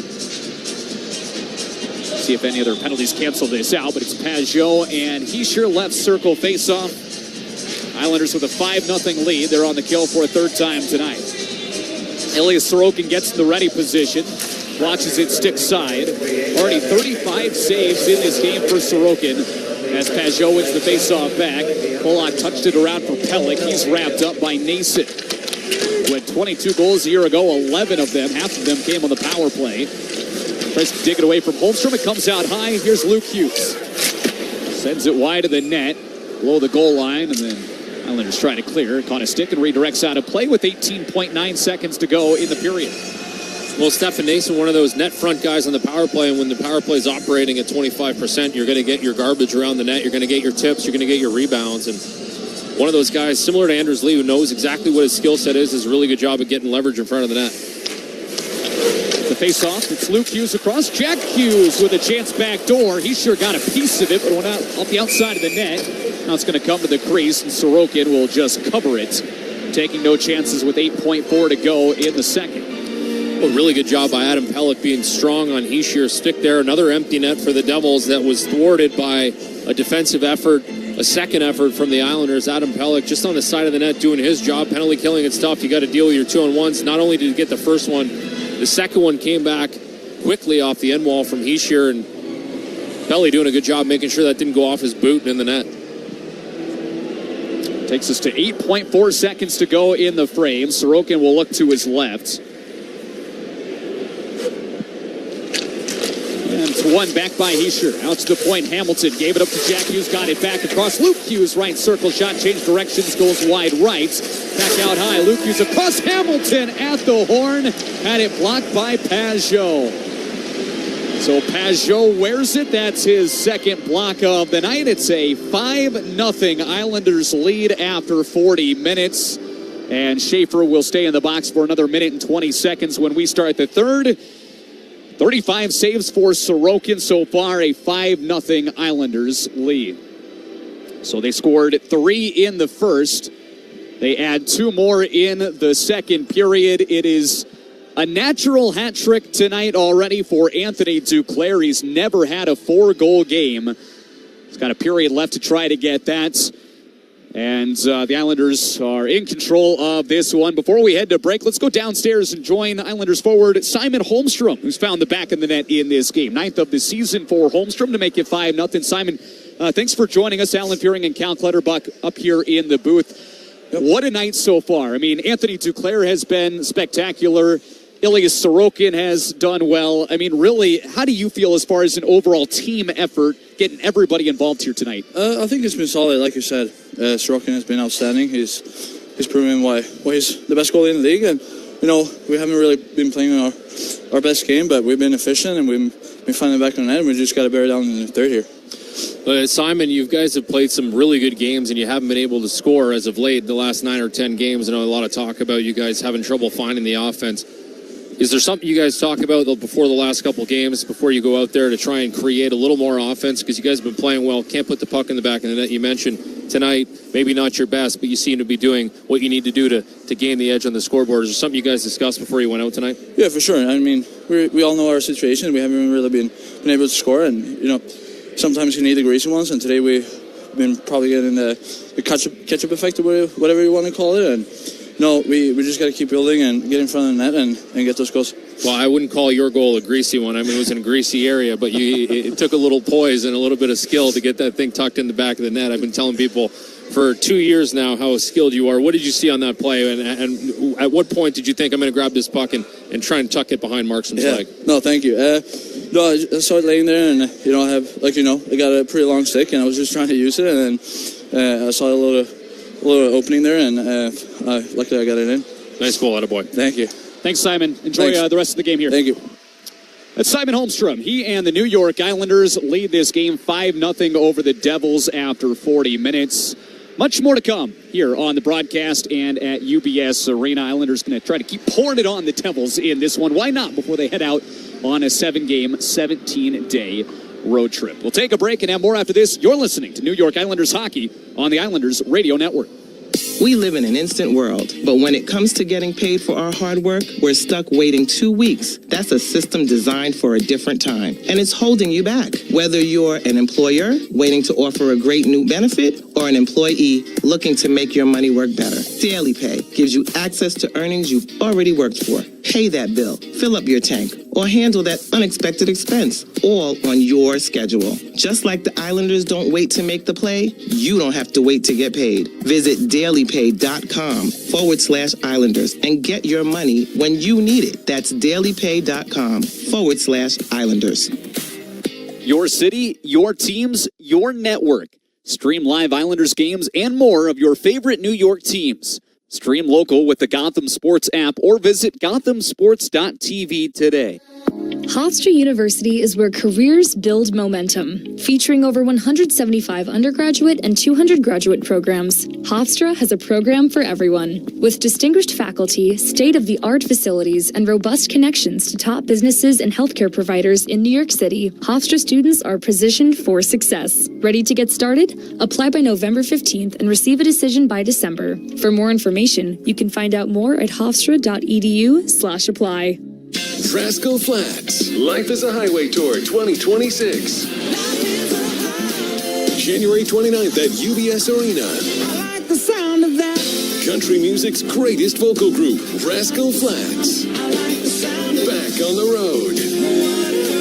With special guests, Chris Lane and Lauren Elena. On sale now at Ticketmaster.com. Rascal Flats Live. Islanders Game Originals gives you access to the gear worn by your favorite Islanders players. Shop game-used gloves, jerseys, sticks, and skates. Check out the available collections at IslandersGameOriginals.com. Federal employees keep our country going, and GEHA is proud to keep them going with health plans exclusively for them. We were started by postal employees in 1937, and today we offer all federal employees a network of 1.7 million providers and a health plan for every stage of life. That's why we've been trusted by millions of federal employees and retirees across the country since 1937. GEHA. Find your federal health plan at GEHA.com. Hey, this is Ilias Sorokin. Thank you for listening to the New York Islanders Radio Network. Welcome back inside UBS Arena. 40 minutes in the books between the Islanders and the Devils. Where do we start with this one? It's a 5-0 lead. 3 goals in the first, 2 more in the second. What an efficient game for the Islanders offense. Not as many shots as maybe they've had after 2 periods as other games in the past. They've scored 5 times on 17 shots. Jacob Markstrom has been in from the get-go. So still waiting to see if Jake Allen will take the crease at all for the Devils in this game. But on the other end, 35 saves on 35 shots for Ilya Sorokin. He's been tremendous. Anthony Duclair is a natural hat trick in this game, his 4th career hat trick. His first with the New York Islanders, had not even had a multi-goal game with the New York Islanders prior to tonight. And for Anthony Duclair, with his 3rd goal of the game in the second period, he became the 2nd Islanders player with a natural hat trick this season. You go back to another nationally televised game, which is back on October the 16th against Edmonton, when Bo Horvat had a natural hat trick. That marks the first time the Islanders have had 2 natural hat tricks in the single season since 1993-94. Pierre Turgeon and Derek King had natural hat tricks that year, 93-94. That would have been a great Ticketmaster trivia question. We've got another trivia question for you instead here tonight, but how about that note? Derek King and Pierre Turgeon with natural hat tricks in the same year back in 1993-94. Hasn't happened since, up until now. Anthony Duclair hadn't even scored 2 goals in a single game since March of 2024 when he played with Ottawa in a game against Columbus. The Islanders had 3 goals in the first period tonight. 3rd time they've had a 3-goal first this year. 3 goals in a period for the 6th time overall. Led this game 3-0 after the first. The early goal came from Matt Barzal. 1:08 into this one, assisted by Ryan Pollock and Matthew Schaefer. Schaefer has already extended his point streak to 4 games. Ryan Pollock with the primary assist, his first of 2 points tonight. And Matt Barzal with his 11th goal of the season, now 15 points in his last 16 games as of that early marker, but he's added a couple of assists. Matt Barzal's got himself a 3-point night already. Anthony Duclair from Adam Pelech at 4:01 made it 2-0. Duclair from Cizikas made it 3-0 at 13:31 of period number 1. And actually, they took that Cole McWard assist away. That's not right. Had his first point as an Islander, but that has come off the score sheet. So that goal now reads Duclair from Cizikas at 13:31 of the first. Duclair completed the hat trick for Matt Barzal and Tony DeAngelo at 3:29 of the second period. Simon Holmstrom scored his 9th of the year from Barzal and Pollock at 11:12. All of those goals for the New York Islanders came at even strength, which means there are going to be some tough stat lines for Devils players. There's going to be a lot of minuses. You look at Andre Palat's -4 in this game. The Devils are working on their 3rd power play. Still 1 minute and 20 seconds to go on a Matthew Schaefer delay of game penalty that happened there late in the second period. But in this game, nothing going right for the Devils. Everything's going right for the Islanders, as it should be, by the way, as the Islanders look for their 2nd win of this homestand, their 3rd win against the Devils this year. And 1 period left to see what happens in this one. By the way, it's kind of become a trend here over the years that shots kind of pop up on the board. Phantom shots pop up and then come off the board sometimes. Kind of a roller coaster. I bring that up because the Devils have just lost a shot on goal here during the intermission. So we'll call it a 34 save effort at this point for Ilya Sorokin. Those shots are continuously being recalibrated, recalculated, audited, whatever word you want to use.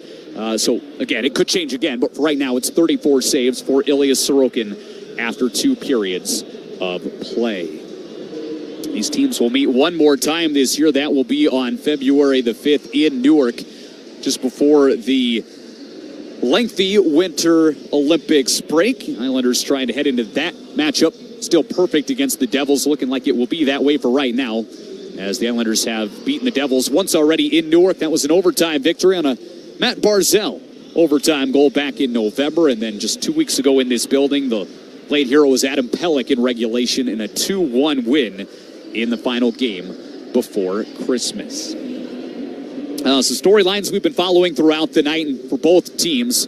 Injuries have plagued the seasons of both the Islanders and the Devils. Of course, the Islanders without Kyle Palmieri and Alex Romanov for likely the rest of the year. Still dealing with that Bo Horvat injury. The plan, though, is for him to travel, so hopefully that means he'll be back sooner rather than later. Horvat missing his second game in a row, his seventh absence of the season here tonight, but he will be on that 7-game road trip. That's great news, and hopefully Horvat will be back soon. On the Devils side, mentioned this a couple of weeks ago when these teams last met, and also in the pregame show tonight, but Jonathan Kovacevic remains out with a knee injury. He has not played yet this year.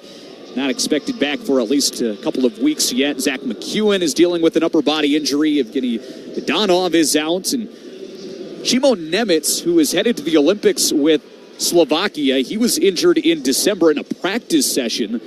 Former number 2 overall pick was hopeful for a return by the new year. That, of course, has not happened. He remains out. So the Devils dealing with their fair share of injuries, but they have gotten some heavy hitters back. Of course, Jack Hughes is back. Coming back into the lineup 8 games ago, Timo Meier, after he missed 5 due to taking a personal leave of absence. They've also gotten Arseny Gritsuk back into the lineup. All of these guys who are supposed to be producers for the Devils, their offense has slumped more times than not this season, just 29th in the league in total offense. And tonight, Ilya Sorokin has shut the door on every one of their opportunities. Islanders with a 5-0 lead here at the end of the second period. Much more to come from UBS Arena. The third period is only a few minutes away. First, though, after this break, we're going to head back to our WRHU Hofstra University studios and check in with Ashley Blum for another in-game sports update and a trip around the National Hockey League as we'll take a look at the other 9 games going on coast to coast. And again, in a few minutes, Cal Clutterbuck will be back, and we'll have the third period here from UBS Arena. Islanders trying to pour it on the Devils even more than they already have. It's a 5-0 lead after 40 minutes here on Long Island. You're listening to New York Islanders hockey on the Islanders Radio Network. Get the official Islanders app to see all things Isles all in one place. Manage tickets, get exclusive content, and find breaking team news fast. Download the official Islanders app from the App Store or Google Play now. Long Island businesses score big with Coyote Promotions. Connecting brands with fans is our game, and we're in it to win it. From iconic giveaways to everyday branded promotional items, we turn your brand into a star player. We're local, minority-owned, and just like the Islanders, we know what it takes to win. Team up with Coyote Promotions. Visit coyotepromos.com/Islanders today. Your brand, our power play. We're the true champions of the game. Don't forget, that's coyotepromos.com/Islanders. Hofstra University is ready for the future. Jumpstart your career at a school with over 175 undergraduate and 200 graduate programs. Hofstra provides innovative learning techniques and state-of-the-art facilities. As the first school on Long Island to offer ChatGPT EDU licenses to all students and faculty, Hofstra is on the cutting edge of technology and education. Ready to start your college search? Apply by November 15th to get a decision as early as December. You can find out more at hofstra.edu/apply. NHL fans, give yourself some great looks this season and get New York Islanders tickets at Ticketmaster. As the official ticket marketplace of the Islanders and the NHL, Ticketmaster has a wide selection of tickets available for every game, so you can catch all the action live. If your plans change, you can sell or transfer your tickets, and mobile tickets make it easy to get into the arena in time for puck drop. With Ticketmaster, you'll ensure that when they shoot, you'll score. Get tickets today at Ticketmaster.com/NHL. Islanders fans, we know that you love your hockey. That's why you follow the blue and orange all year, every year. Some might call that sort of behavior obsessive, but we prefer to call it loyalty. And we think you should reward yourself for the loyalty with an ice-cold Heineken, because Heineken brings friends and fans together. Heineken's been social networking since 1873. So grab yourself a Heineken and toast with your friends and fellow fans to the Isles. Heineken, the official beer of the New York Islanders. Must be 21 plus to purchase. Enjoy Heineken responsibly. Remember, all Islanders power plays are brought to you by the New York Lottery. Did you know you can get more with New York Lottery Plus? You pulling my leg? No, seriously. Just enter scratch off and draw game tickets and get more points. Pulling a fast one? No. And you can put your points towards chances to win gift cards, cash prizes, and more. Is this a stunt? No, you even get points for playing new games. You're pulling my chain, aren't you? No. Pulling my finger? What? No. Man, put that thing away. Sorry. Introducing New York Lottery Plus. Download the app, sign up, get more. Please play responsibly. Must be 18 plus. Gambling problem? Call 1-877-8-HOPE-NY or text HOPE-NY. Hey, this is Anders Lee. Thank you for listening to the New York Islanders Radio Network. Live from our Hofstra studios with your intermission report, I'm Ashley Blum. There's 9 other games on the docket for tonight, so let's get right on into it. The Stars are soaring into the eye of the hurricane tonight as they trail the Canes 6-2 with a few minutes left to play in Raleigh, and the Flyers are leading the Ducks 4-2 midway through 3 in Philly. After taking the ice tonight, Travis Sanheim, who was named to Team Canada for the Olympics, officially tied for the 4th most games played by a defenseman in Flyers history. And game number 620 came with a goal attached. Goes Stahl, one, Sanheim leads it, and it's scores!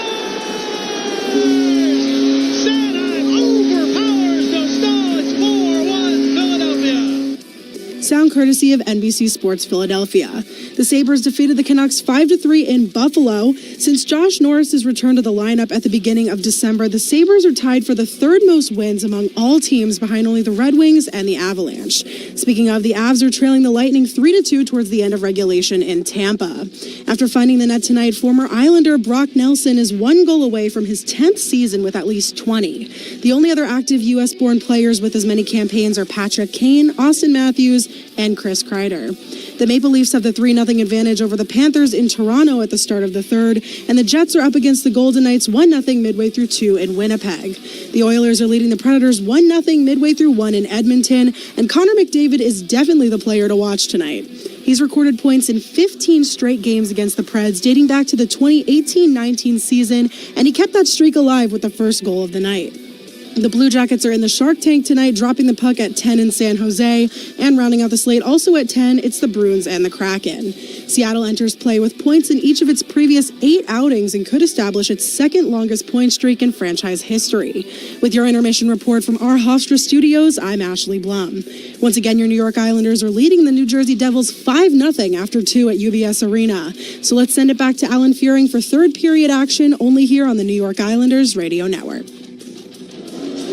All right, thanks so much, Ashley. Islanders have taken the ice and are moving around to our left. Ilya Sorokin stretching out in the crease to our left as the Islanders with 5 goals on 17 shots have quite the lead already, now trying to lock down their 24th win of the season and trying to pick up their 14th win here at home before heading out on that 17-day road trip that begins on Thursday against the Nashville Predators. Islanders will start the 3rd period on the kill. Simon Holmstrom, J.G. Pajot are up at the red line, joined by Adam Pelech and Ryan Pollock defensively. Matthew Schaefer in the box for delay of game. Islanders 2 for 2 on the kill, trying to keep perfect. Minute and 20 seconds remaining on the Schaefer penalty here as we get going with the 3rd. The in net for the Devils remains Jacob Markstrom. Sheldon Keefe will not swap goaltenders. Jake Allen played on Sunday against Carolina. Markstrom allowing 5 goals on 17 shots, but remains in. So Sheldon Keefe will keep him in the crease to our right. Face-off at center, won by Heischer. Leaves it for Luke Hughes, and he'll play it up the left wing to Jack Hughes, his older brother, who comes in down the left side, turns away from Pajot, plays it to the line. Luke Hughes will toss it to the right side. Back out high, Meyer on for Jack Hughes through the left circle, shot off the body and wide into the right corner, and then pushed out of the neutrals or into the neutral zone by Holmstrom. Caught off by Luke Hughes. Back ahead for Jack Hughes. He's in left side, steps around Ryan Pollock, and then is greeted by Cizikas. He'll knock Hughes off balance, separates him from the puck. Ryan Pollock clears, and this power play for the Devils is down to 44 seconds. Grab behind the Devils net and picking up speed through center, Jesper Bratt. In through center over the Islanders line. Dusts it off to the left wing. Heischer takes it behind Sorokin's net. Plays it to the right point. And then this way, Hughes from Bratt. Jack Hughes circles behind the net. Right circle. Throws away from Cizikas. Hughes steps. Bratt out high. Back to Jack Hughes down low. Turning shot. Meyer. Kick save. Sorokin hugging the post. Kicked it back to the right circle, and the Devils have it again. Meyer to the front. Jack Hughes trying to send it to the back post. Had Brad open, couldn't get the pass on his stick. Devils setting back up, and here comes Schaefer out of the box. Immediately greets Luke Hughes, creates a turnover, and the Islanders are up by. Schaefer goes to the bench, and so it's Cizikas in 1-on-2, drives the net, and scores! Casey Cizikas, just after the penalty ends, makes it a half dozen. Dipped his shoulder, he drove the net, put it off the pads of Markstrom.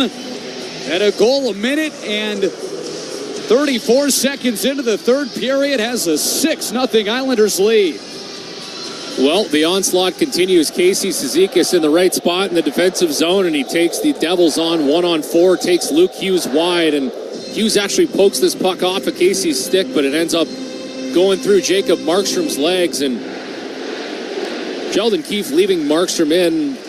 You wonder if at this point it's a little bit of a punishment for Markstrom. A tough night for him, but for the Islanders, they continue to create offense. That's something they haven't been able to do over the stretch of the last 9 or 10 games.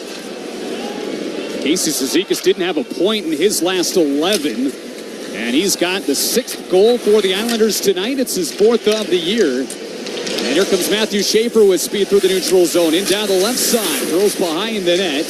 He's kept to the exterior by Hamilton. And then he'll drop it off for Barzell. Helping Barzell out in the near corner is Heineman. Puck squirts up the wall. Nason will play into the middle of the ice. Mercer for Gritza. Back to Mercer. He's slowed by D'Angelo to a halt. Gritza out front. He directs off Hamilton. Stick comes to Siegenthaler left wing. Siegenthaler back to the right circle. Hamilton shot off the stick. It whistles into the left corner. Trying to twist it out front was Gritza. Islanders steal it away. Schaefer will clear 2.5 minutes into the third period. It's all the way down for icing. Cal, you think for Sheldon Keefe it's a little bit of, listen, Jacob, you made this mess. You're going to stay in. You got to think at this point, I don't know, whatever, every relationship between a coach and a goaltender is different, but it sure seems like at this point he's having a tough night. And, sometimes coaches want goalies to kind of stay in there and have to deal with it and clean up their own mess. And I'm not saying this is on Jacob Markstrom. Obviously, you can't point to him for every single one of these goals, but definitely there's a couple in there that he'd want back. He's only made 12 saves in this one. As a right circle faceoff in the Islanders zone was won back by Barzell. It comes around to the left corner. The Devils are going to skate onto it. And it's Luke Hughes out to glass at the point, watching his spot at the left point. For Luke Hughes, when it rains, it pours. Trying to slow Cizikas down, kind of tied his stick up, ended up poking it off of his stick, and it slid between the legs of Markstrom. Luke Hughes coming off the game in which a couple of own goals cost the Devils in a 3-1 loss to Carolina 2 nights ago. Nick Ward up the near wing for Gatcomb. He will deflect it to center. And Brendan Dillon will twist it back the other way ahead of McLean. Scott Mayfield settles it above his own left circle. Swings it D to D for McWard. McWard comes back this way for Ritchie. He'll backhand it off the near wall, and it's slapped in by Gatcomb. Markstrom out of the net, stops it. He'll reverse it back around. He's going to get past Palat into the Islanders zone, chased down by D'Angelo. Over for McWard. Stretch pass, here's Cizikas. Or rather, Ritchie. Ritchie to the right wing. Gatcomb going to greet the puck. And his stick got together with Dillon's. Goes over the glass and out of play. Just under 4 minutes gone in the third. Islanders lead 6-0. 35 saves for Sorokin. 12 saves on the other end for Jacob Markstrom. This Devils team will have a day off before they take on Pittsburgh next. Facing the Penguins on Thursday. I was curious if they would get Jake Allen in for some reps and take Markstrom out of this game. But, Cal, to your point, it doesn't look like Markstrom's coming out at all here tonight. Yeah, well, obviously this is a throwaway game for the Devils, the same way the Islanders had one the other night against the Mammoth. And, sometimes it's just best to get through it and reassess, take the night, reassess tomorrow, and get ready for your next one. That's all you can do. And luckily, Heischer in down the left side through the circle, centers it for Jack Hughes. Came off his stick. He'll get back to it left wing. Given a rough ride by Drouin. And chopped out of the zone by Holmstrom. Luckily in the NHL, the schedule is so condensed that you get a chance, usually the next night or a couple nights later, to go and right the wrong. Yeah, especially this year with the Olympic break. Front half of the schedule super condensed. There's a puck that redirects off Hamilton's stick. Ended up hitting the glove of David Riddick sitting on the bench. Just to the side of where you are usually positioned down there between the benches. 4 minutes, 23 seconds gone in the third. David Riddick with his first save of the night.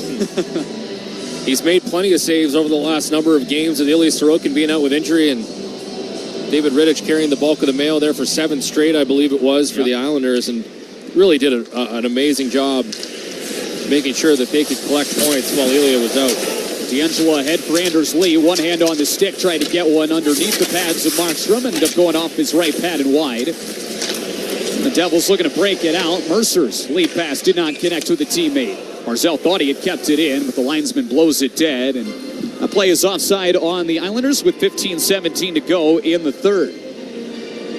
Let's get to our Ticketmaster trivia question quick while we have a second. Going back to this day in history, January the 6th, 1981, this Islanders forward scored 5 goals in a 6-3 win over Toronto at the Coliseum.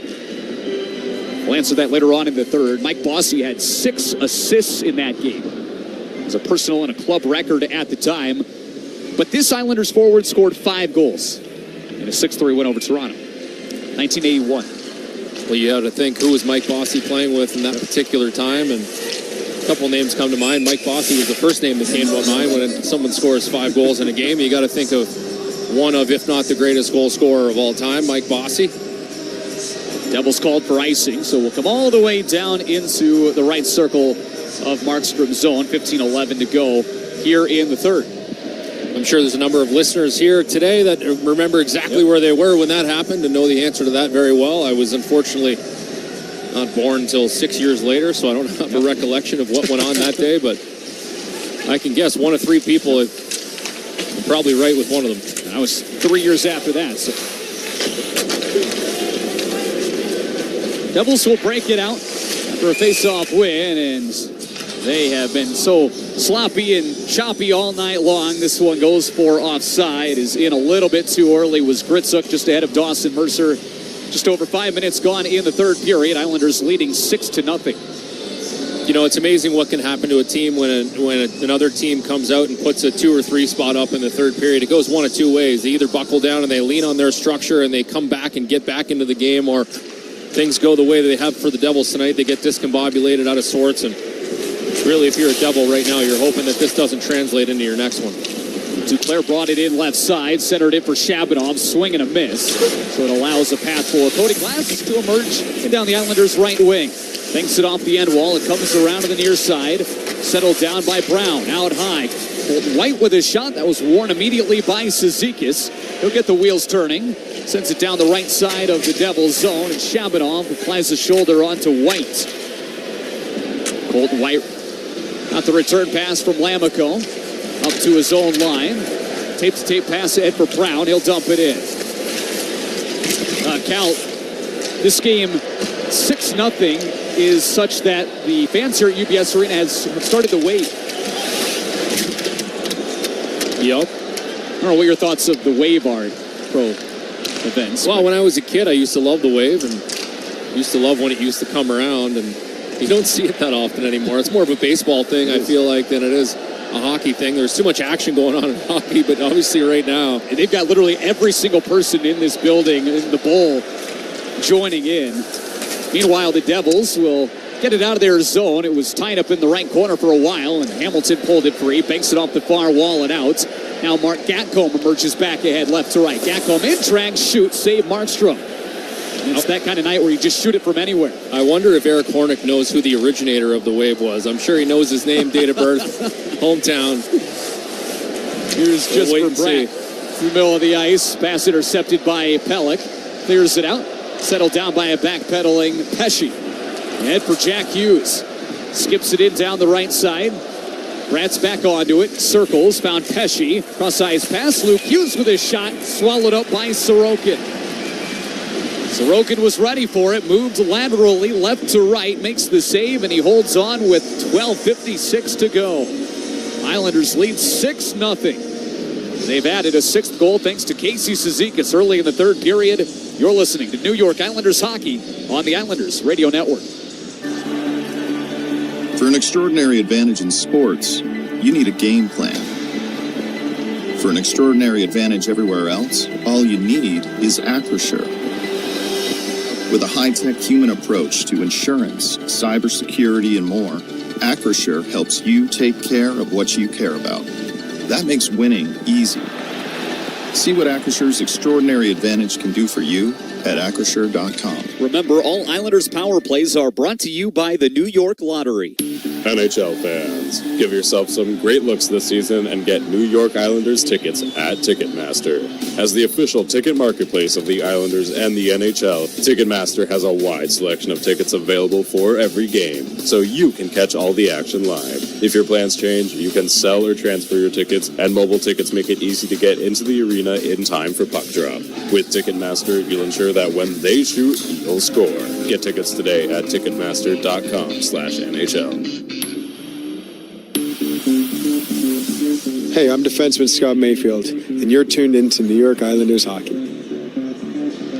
Just under 13 minutes to go in the 3rd period. Islanders with a 6-0 lead. They're being outshot 36-19 tonight, but it's been a case of a more efficient offense and an excellent performance from Ilya Sorokin so far, 36 saves, and I'm sure he's going to have to make more. He'll look to his right for this face-off, Cal, and a game that now all of a sudden the fans are trying to entertain themselves because the Islanders have pretty much already blown the door off of this one on the scoreboard. And, interestingly enough, I just got a text from Eric Hornick saying that Crazy George Henderson created the stadium wave in 1981 at an Oakland A's game. That's the origination of the wave.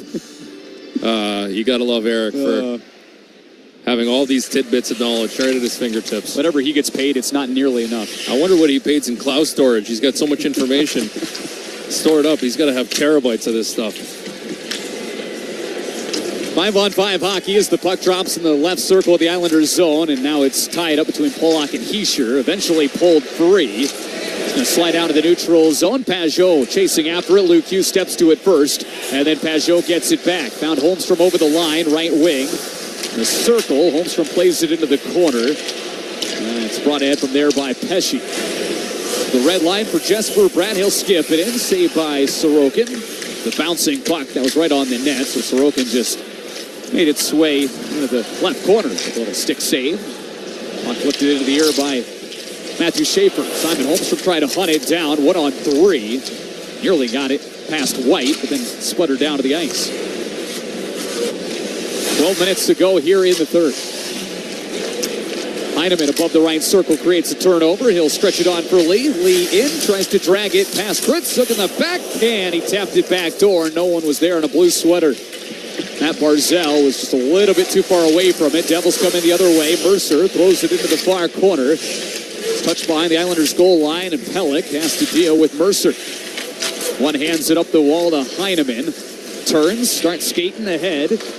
Now D'Angelo. He finds Lee. And up the left wing, Lee will send it below the goal line. Devils come back the other way with it. Here's Kritzuk in over the blue line. Leaves it for Meyer. Drop pass. Shot by Hamilton right on. Save Sorokin diving to his right on Siegenthaler. And then a point shot is absorbed in hell. Now make it 39 saves for Ilya Sorokin. We've still got 11 minutes and 7 seconds left. Well, I mean, what a sight to see from Ilya Sorokin after being out with injury, on the injured reserve, being activated the other night, backing up. A lot of questions about his general health. Well, it looks to me like Ilya Sorokin took all the time he needed and he didn't miss a beat. He has been sensational here tonight. Throw one more shot up on the board, so we'll call it 40 at this point. 11 minutes to go. Hamilton off the draw, right side. Shot didn't get a lot behind it. On goal, Sorokin will just shrug it away to the corner. Devils bring it back in front. Glass got upended. Mercer to the doorstep, and it's covered by Sorokin. 10:50 left, and Sorokin's got a couple more. I was going to say welcome to the hockey game. He was introduced to the game within the first 2 or 3 minutes of this one. He had already made 6 saves before this game was even 3 minutes old, Cal. And now you fast forward to this point in time, 41 stops for Sorokin. The Devils, I mean, they're not winning this game, but you would have to imagine for them, they're just trying to create any kind of momentum, any sort of light to move them into the next game with. No question, and you know, it's tough when you take a lead, such a commanding lead early in the first half of a hockey game. It gets really difficult to play the rest of that game. It's hard to just continue with your game plan, and the Islanders, I think, doing a little bit of lead management, doing a little bit of trying to get going in the offensive zone, and Ilya has been there every step of the way. A couple of good chances, like you mentioned, it's 0-0, 1-0, 2-0. He was able to stop those pucks. Jacob Markstrom was not, and you end up with the result you get. You get 6 goals on 19 shots from the Islanders, and you get 0 goals from 41 shots from the Devils. And, you know, it's just an indication of what a goaltender can do for you. Luke Hughes from his own zone will play it ahead for Dougie Hamilton and over the Islanders line. Left it for Jack Hughes, back to Hamilton. To the point, Luke Hughes across right circle. Stepping, shooting, Heischer put it into a crowd. Blocked down by Drouin. He'll skate it ahead. From the red line, he'll toss it deep and then peel off for a change. Fresh legs come on for the Islanders. It's the third line of Gatcomb and Ritchie. And they're joined here by Kyle McLean. Glendening will grab it for the Devils. He'll skate in over the Islanders line. Dumps it in down the left wing. Now out to the point. And it's Colton White with a shot. Lines up in the left corner. Dillon forces it around. Stepping to it are both McWard and Glendening. McWard lost his stick but knocked it up ice. And so here comes McLean in, advancing it from the left wing back behind the net. 4 skaters get together below the Devils goal line. 9:22 to go. Ritchie wedged off the puck by Dillon. Hops around the boards to Nason. Twists it ahead, but it's scooped up by Gatcomb. Challenged by Glendening, and now it's brought out through center by Colton White. Steps in over the Islanders line and drops it for Palat. He'll bank it off the back wall. Touched around the boards. Mayfield on for McLean. Ritchie gets in there as well. Left side of the Islanders zone. Ritchie's going to pull it off the wall. Flip it all the way across east to west. Gatcomb challenged by Pesce.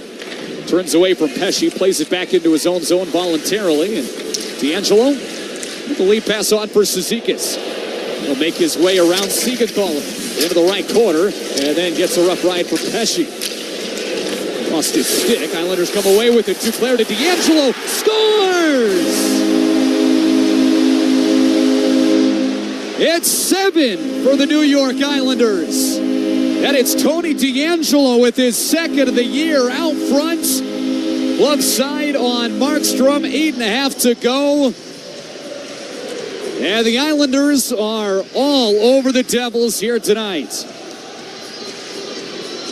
Well, it starts with a forecheck. Casey Cizikas going in there and doing a good job at the line. Getting it, chipping it by Siegenthaler, and then jumping to the inside, getting in there, loses his stick, but the puck finds its way eventually to Shabanov, who sends it over to Duclair, spreads the zone out, finds D'Angelo, who's been active the last couple nights. We talked about it earlier. He's active. He's off the blue line. He's getting involved in the offense, and he finds his second of the year. And for the Islanders, you've got a couple guys who are kind of off the schneid here. A good sign heading into this long road trip.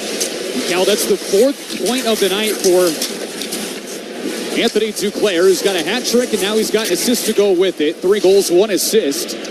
As he helps out on the goal from Tony D'Angelo, his second of the season. D'Angelo's got himself a multi-point game, and everyone's finding the score sheet here in this one with 8 minutes to go. It's a 7-0 lead. Matthew Schaefer goes back to lock up Dawson Mercer in the far corner. Now it slides behind Sorokin's net. And Schaefer will play it this way for Ryan Polak. Back to Schaefer in the middle of his own zone. Tries the far wing. Heineman touches it on for Barzell at the red line. A keep away here for the Islanders as Ryan Polak will send it in from the red line. And back in after it hard is Colton White. Rims it around to the near corner. Matt Barzell steps to it. Feeds it behind the Devils' cage. Here's Anders Lee. Lee still sitting on 299 NHL goals. Perhaps that milestone will come yet in this one with 7:14 left. Here's Mayfield from the right point. Shot never made it through. Comes to the right wing. Lee down low. Matt Barzell. And a skate away from Heischer. Sets up Mayfield. Slap shot, kicked away. Into the near corner it comes with 7 minutes left. And now taking it for a skate is Bratt. Leaves it for Heischer. Back to Jesper Bratt. He's in, tries to drive in. Leaves it Heischer with a shot, and that one missed the cage. Nico Heischer trailing Jesper Bratt. Got the drop pass, fired it off the window. 6:40 left. Islanders lead 7-0. Jack Hughes plays it ahead for Nason. That was out of sync. No whistle for offside. Would have been if Nason would have touched it. Officials let him go. And now from the neutral zone, Andre Palat dumps it in. Second goal of the season for Tony DeAngelo gets announced here. And Anthony Duclair with the only assist, his 10th of the year. And as I say that, they throw up one more assist on the board for Max Shabanov. So Shabanov's got his 11th helper of the season. That goal, DeAngelo from Duclair and Shabanov at 11:28 of the third. Holmstrom in down the left side. Takes it behind the goal line. Gets squeezed into the glass by Pesce. The stay tangled up. Now the puck slides through the slot. It's outletted by Palat. 5:42 to go. Islanders with a 7-0 lead despite being outshot 40-21. Islanders have not had a power play yet tonight. Devils have had 3. 2 weeks ago when these two teams met, there was not a single penalty call. Whistle here, and it is offside on the Devils with 5:27 to go in the third period. We'll take a break. Have more to come from UBS Arena as the Islanders look to lock down a big win here tonight. They're on top 7-0. You're listening to New York Islanders hockey on the Islanders Radio Network. Rascal Flats, Life is a Highway Tour 2026. January 29th at UBS Arena. I like the sound of that. Country music's greatest vocal group, Rascal Flats. Back on the road. With special guests, Chris Lane and Lauren Elena. On sale now at Ticketmaster.com. Rascal Flats Live. Hofstra University is ready for the future. Jumpstart your career at a school with over 175 undergraduate and 200 graduate programs. Hofstra provides innovative learning techniques and state-of-the-art facilities. As the first school on Long Island to offer ChatGPT EDU licenses to all students and faculty, Hofstra is on the cutting edge of technology and education. Ready to start your college search? Apply by November 15th to get a decision as early as December. You can find out more at hofstra.edu/apply. Hey, I'm defenseman Tony DeAngelo, and you're tuned in to New York Islanders hockey. Islanders with a 7-0 lead over the New Jersey Devils. 5:27 to go here in regulation, and in this hockey game, this one certainly is not headed to overtime. This will be an Islanders win. They're not done yet, trying to add more onto this one as the Devils with nothing on 40 shots. The Islanders 7 goals on 21 shots. And the Islanders will no doubt lock down their 24th win. 15-4 is what their new record will become. 51 and 52 points now in their back pocket through 43 games. We're not done yet. Still 5.5 to go, but the Islanders scored 3 goals in the first period tonight, added 2 in the second. They've got 2 more here in the third. It's a hat trick and a 4-point night for Anthony Duclair. It's a 3-point night for Matt Barzal. Lots of other contributors to the score sheet for the Islanders. Lots of multi-point games as the puck drops in the neutral zone. The Devils get it deep. Casey Cizikas 1 goal and 1 assist so far tonight. Ryan Polak's got a couple of assists. Tony DeAngelo 1 goal and 1 assist. And the puck is loose behind Sorokin's net. Now it licks out in front. Sorokin will cover. Cody Glass gets wrapped up with Scott Mayfield. They hug it out. Everybody else tries to get it, and the officials will make sure everybody stays separated with 5:04 to go.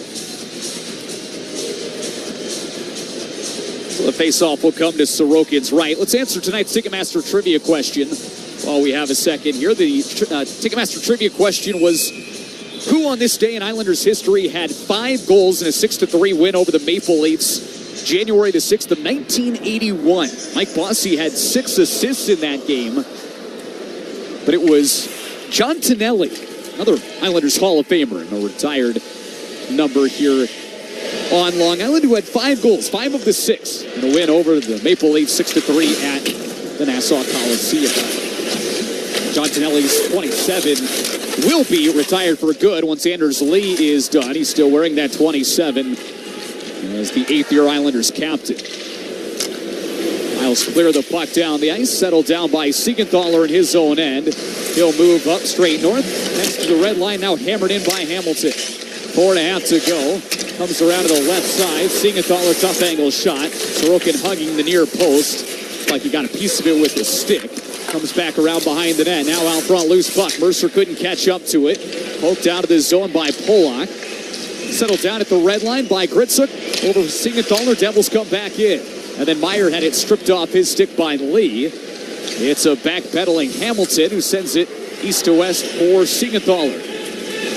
To the red line, he'll lift it deep. And Emil Heinemann grabs it behind Sorokin's net. Pestered by Palat. Lost the handle on it. Comes behind Sorokin's cage. Polak hits the brakes. Send it to Barzell. Barzell out across the red line for Schaefer. He'll just whack it in from center. And goes back to the bench. Islanders come in hard on the forecheck. They've got Lee, Heinemann, and Barzell all in after it behind the Devils' net. 3.5 to go. Puck still tied up against the end boards. It's right up against the plate. And the skate of Brendan Dillon.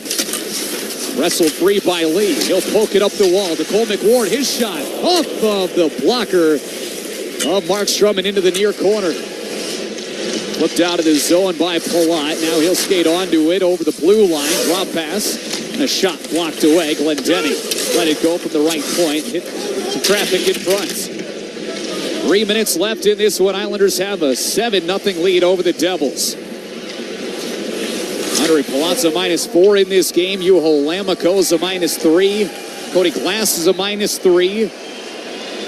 Colton White, Jonas Siegenthaler also -3s in this game as Matt Barzell will float the puck just wide of the Devils' net. Reaching out the stick and playing it is the goaltender Markstrom. How about for the Islanders? Mentioned Anthony Duclair, 1 goal and 4 assists in this game. 3 goals and 1 assist for 4 points in this game. He's also got a +5 rating. Matt Barzell's a +4 tonight. Anders Lee, Casey Cizikas are both a +3. Tony DeAngelo is a +4 after scoring the goal here earlier in the third period. How about Anthony Duclair coming back into the lineup, a +5 in this one. As the puck comes around to the right corner of the Devils' zone, Siegenthaler having to work it all the way up the ice. He'll play it to the red line for Mercer. We'll just dump it in from there. 1:55 to go. In behind Sorokin's net, it's McWard. Spins away from Meyer. Gave it up. Shot right on from Mercer. Kick saves Sorokin. It's save 41. Mayfield from the red line will toss it deep. Just before that, it was fed to Mayfield by a hand pass, and so they blow it dead with 1:40 to go. 41 saves for Ilya Sorokin. In a game that the Islanders lead 7-0. Now the effort for Sorokin between the pipes certainly stands out even a little bit more than the offense does. What will the headlines read tomorrow? Be one of the two, the offense and or Sorokin. We'll see if he can finish this one off. 42 seconds to go. Here's the stretch pass. DeAngelo in on Ritchie. Ritchie scores! It's an 8-0 Islanders lead. Tony DeAngelo's got another point. A stretch pass on for Ritchie. 3 goals in the last 4 games for Ritchie. Drives it on Markstrom. And a slam dunk goal on the glove side to make it an 8-0 lead. Cal Ritchie came in down the right wing trying to outmuscle Colton White, and he did. He drove the net and he scores just inside the left pad. So Tony DeAngelo's got his 3rd point of the game. And as everybody lines up for a face-off at center ice, some tempers start to really boil over on the Devils side. And the officials have to step in between Glass and what looked to be Pajot. Cizikas there as well, having a word with Glass. Now they drop the puck between those two. Glass won it back, and the Devils come in. An 8-0 Islanders lead. An offensive explosion here in this one for the Islanders. Here comes Luke Hughes at the Islanders line, dropped it off. Here's Duclair in. Duclair across. Cizikas scores! An offensive explosion for the Islanders. It's 2 goals for Cizikas and for Anthony Duclair. It's a 5-point night for Duclair. 57 seconds to go. Islanders lead the Devils 9-0. A 2-on-1 shortly after the face-off. Duclair across for Cizikas. Jacob Markstrom has given up 9 goals on 23 shots. Unbelievable. Hamilton across for Gritsuk. He'll dump it in. Another packed house here on Long Island. No one is sitting right now. Everybody has come to their feet. Islanders with 9 goals on 23 shots. Casey Cizikas has a couple. Anthony Duclair's got a 5-point night. 44 shots for New Jersey, 44 saves for Sorokin as the clock continues to wind down. 13, now 12. Hamilton ahead. Shot from the far side. Saves Sorokin, make it 45. And then a tough angle try, another one for Sorokin. Ilya Sorokin has set a franchise record, his 26th career shutout. He blanks the Devils and is the all-time shutouts leader, passing Glenn Chico Resch. Sorokin slams the door on every one of the Devils' chances, and the Islanders score 9 on the other end. And it's a milestone night here on Long Island. A milestone for Sorokin, a milestone for this Islanders offense led by Anthony Duclair. 9-0 win, and for right now a 46-save shutout for Sorokin. No one has more shutouts than Sorokin in New York Islanders history. And the guy he passes happens to be in the building here tonight. Glenn Chico Resch is working Devils radio a couple of booths down, and he is standing and applauding Ilya Sorokin, who has just passed the franchise record. The Islanders win matches the largest one-sided shutout in club history. The last time the Islanders had a 9-0 shutout win, you've got to go back 40 years ago this week, 1986 against the Pittsburgh Penguins. The Islanders hadn't scored 8 goals since April of 2021 at the Coliseum against Washington. And they get it done here tonight over the Devils, 9-0 the final score. We'll take a break. We'll wrap it up next with the post-game show. We'll also hope to grab Casey Cizikas on his way to the Islanders dressing room when we return. You're listening to New York Islanders hockey on the Islanders Radio Network. Over the years and the challenge of getting to the Stanley Cup final 3 years in a row. John, I'm going to ask you to be a little bit self-analytical and, being in the business that you're in and knowing how successful you've been and what drives you and motivates you.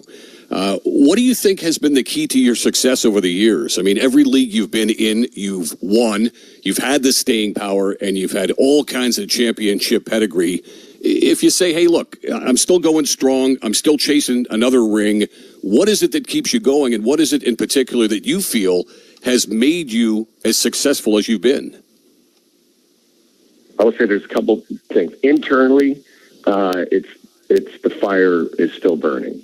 As I think that first and foremost is the biggest thing, because when you lose your passion for it, and I've watched it happen to people, then you might as well you should get yourself out, because you're just doing yourself and your team a disservice. So that passion is first and foremost the big thing. I would sit here say on the other side of things, like Jeff Vinnick as an owner, and it kind of goes back to the previous question about stability. And that's one of the things we've had. And so Julian Breesbaugh was my general manager in the minors and now the NHL. So we've been together for how many years? We had Steve Yzerman in the early part of that, and he kind of was like the mentor. He was the actual one that brought me in, but we've had that stability. Only 2 GMs, but both of them work together. We've had one owner, one coach, basically, since I've been there, one captain. And it's this core group of guys that have all stuck together. And I think we've kind of, I don't know how to explain it. You've kind of passed the coach-player relationship because we've been there so long. And we all just have this common goal of what we need to do. And there's a lot of pride, a lot of passion with the group of guys we have. And then Julian's done a great job of kind of filling in. And when I say fill in, it's like getting the Nick Pauls, getting the Brandon Hagels, guys that are still long-term guys, but that weren't, pseudo drafted into our system. And it's, we've been really fortunate that it's worked out the way it has. But I truly believe the stability, the belief, and the passion of the same group of people that have been together, and that's what's really helped us. It takes its toll, both physically and mentally, and I give our players credit, to come back and make the playoffs the next year. But, now we've been one and done for 2 years. We've had some breaks. We've had a little bit of turnover, and we need to get back. We need to get back to those, making some runs in the playoffs. And but I will sit here and say, I'd be remiss to say, those years, they do take a toll, and maybe it has taken a toll in the last, couple of years on us. And but I can tell now that, a couple of years of being bounced in the first round, it's just a different vibe coming in, especially this year of seeing all the players. And there's an energy I haven't felt in a while. And I think part of that is because we have been bounced, in the last 2 years. Sirius XM NFL Radio Channel 88 brings you expert analysis from former players, coaches, and executives, plus reaction to all the latest news on the only 24/7 station dedicated to the National Football League. I'm Frank Trachtenberg with your Sirius XM NHL schedule for Tuesday, January the 6th. All times are Eastern, and please remember, all games, times, and channels are subject to change. Check SiriusXM.com for the latest updates. In the NHL, Buffalo Sabres face the Vancouver Canucks at 7 p.m. Sabres on Sirius 208, XM 219, and Internet 922. Canucks on Internet 948. Carolina Hurricanes face the Dallas Stars at 7 p.m. Hurricanes on XM 223, Internet 924. Stars on Internet 928. Philadelphia Flyers take on the Anaheim Ducks at 7 p.m. Flyers on Sirius 211, XM 222, and Internet 940. Ducks on Internet 920. Tampa Bay Lightning face the Colorado Avalanche at 7 p.m. Lightning on Sirius 209, XM 220, and Internet 945. Avalanche on Internet 926. New York Islanders face the New Jersey Devils at 7:30 p.m. Islanders on Sirius 210, XM 221, and Internet 937. Devils on Internet 936. Toronto Maple Leafs face the Florida Panthers at 7:30 p.m. Maple Leafs on Sirius and XM channels 91, Internet 946. Panthers on Internet 931. Winnipeg Jets take on the Vegas Golden Knights at 8 p.m. Jets on Sirius and XM channels 167, Internet 951. Knights on Internet 949. Edmonton Oilers take on the Nashville Predators at 9 p.m. Oilers on XM 201, Internet 930. Preds on Internet 935. San Jose Sharks face the Columbus Blue Jackets at 10 p.m. Sharks on Sirius and XM channels 91, Internet 942. Jackets on Internet 927. Seattle Kraken face the Boston Bruins at 10 p.m. Kraken on Sirius 208, XM 219, and Internet 943. Bruins on Internet 921. For 24/7 coverage of the NHL season and hockey across the world, keep it locked on Sirius XM NHL Network Radio, Channel 91. I'm Frank Trachtenberg with your Sirius XM NHL schedule for Tuesday, January the 6th. All times are Eastern, and please remember, all games, times, and channels are subject to change. Check SiriusXM.com for the latest updates. In the NHL, Buffalo Sabres face the Vancouver Canucks at 7 p.m. Sabres on Sirius 208, XM 219, and Internet 922. Canucks on Internet 948. Follow every second of the action on NHL Network Radio. From behind the bench to every play on the ice. If it's hockey, it's on SiriusXM NHL Network Radio. SiriusXM 91. Iron Mike Keenan, former NHL head coach, came on the morning skate with Scott Laughlin and Gord Stellick for SiriusXM NHL Network Radio. That's SiriusXM Channel 91. He was on to promote his new book, Iron Mike, My Life Behind the Bench, and he took some time to talk about his career, specifically the regrets and the influences. When you get a chance to sit down now and you think back on all these times, any regrets? Yeah, of course you have regrets. I had the heat turned up quite a bit at my own distraction, so I could have, and I evolved, and even Greg, you just mentioned Greg Gilbert. He said, Mike, you're completely different here in New York than you were in Chicago. So you learn from your own mistakes. And for some reason, I was so driven. I took it personally if we lost. Personally. And I was miserable. And I could have probably managed the principles of my coaching career and what I thought was important, that I would always stay intact with those, but the methodology could have been turned down a bit and probably a little bit smoother. A little too intense? At times, yeah. For sure. Now, big names, Scotty Bowman, Roger Nielsen, Tom Watt. I mean, mentors, friends. How did they all influence Mike Keenan? Well, first of all, I played for Tom at University of Toronto, and then we developed a close relationship, and I would talk to him a lot about coaching. Now I'm in Peterborough. He'd come and see me, and we developed sort of a minor league team for him, because the guys that couldn't play for U of T right away, like Mike Polino, come out to play with me in Oshawa. And so we developed a relationship that way. But we talked a lot about hockey. He taught me more about hockey than anybody else. And then Roger and I have a relationship through Peterborough. We're getting now into sort of the technical part of video replay and how that. And then I got Scotty Bowman, the greatest ever. He hires me for the first time. Probably saw a little bit of himself in me. And he's calling me in the middle of the night after every game. He drives home from Rochester, and at 2 or 3 in the morning, and I'm not exaggerating, sometimes an hour conversation in the middle of the night. Why did you put Bob Mongrain on the penalty killing at that time? Like, okay, Scotty. But he was just, and he would test me all the time, and I just give him a firm belief in what I thought was right, and he respected that. So it was interesting and then we became friends over the years. It was a real 3 guys that really influenced my career. That was Iron Mike Keenan, former NHL head coach and author of Iron Mike, My Life Behind the Bench. He was in conversation with Scott Laughlin and Gord Stellick for the morning skate on SiriusXM NHL Network Radio. That's SiriusXM Channel 91. Hear it all on demand. Your favorite shows, your favorite games. Don't miss a second of your favorite SiriusXM programming on demand with the SiriusXM app. Download it now for free. I'm Frank Trachtenberg with your SiriusXM NHL schedule for Tuesday, January the 6th. All times are Eastern, and please remember, all games, times, and channels are subject to change. Check SiriusXM.com for the latest updates. In the NHL, Buffalo Sabres face the Vancouver Canucks at 7 p.m. Sabres on Sirius 208, XM 219, and Internet 922. Canucks on Internet 948. Carolina Hurricanes face the Dallas Stars at 7 p.m. Hurricanes on XM 223, Internet 924. Stars on Internet 928. Philadelphia Flyers take on the Anaheim Ducks at 7 p.m. Flyers on Sirius 211, XM 222, and Internet 940. Ducks on Internet 920.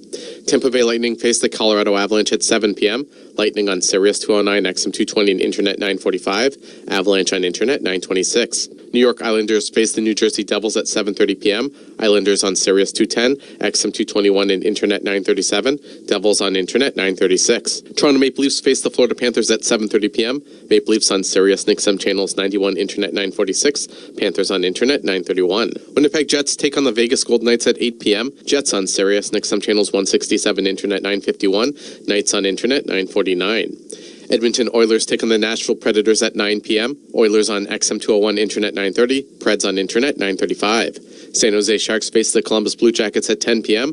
Sharks on Sirius XM channels 91, Internet 942. Jackets on Internet 927. Seattle Kraken face the Boston Bruins at 10 p.m. Kraken on Sirius 208, XM219 and Internet 943. Bruins on Internet 921.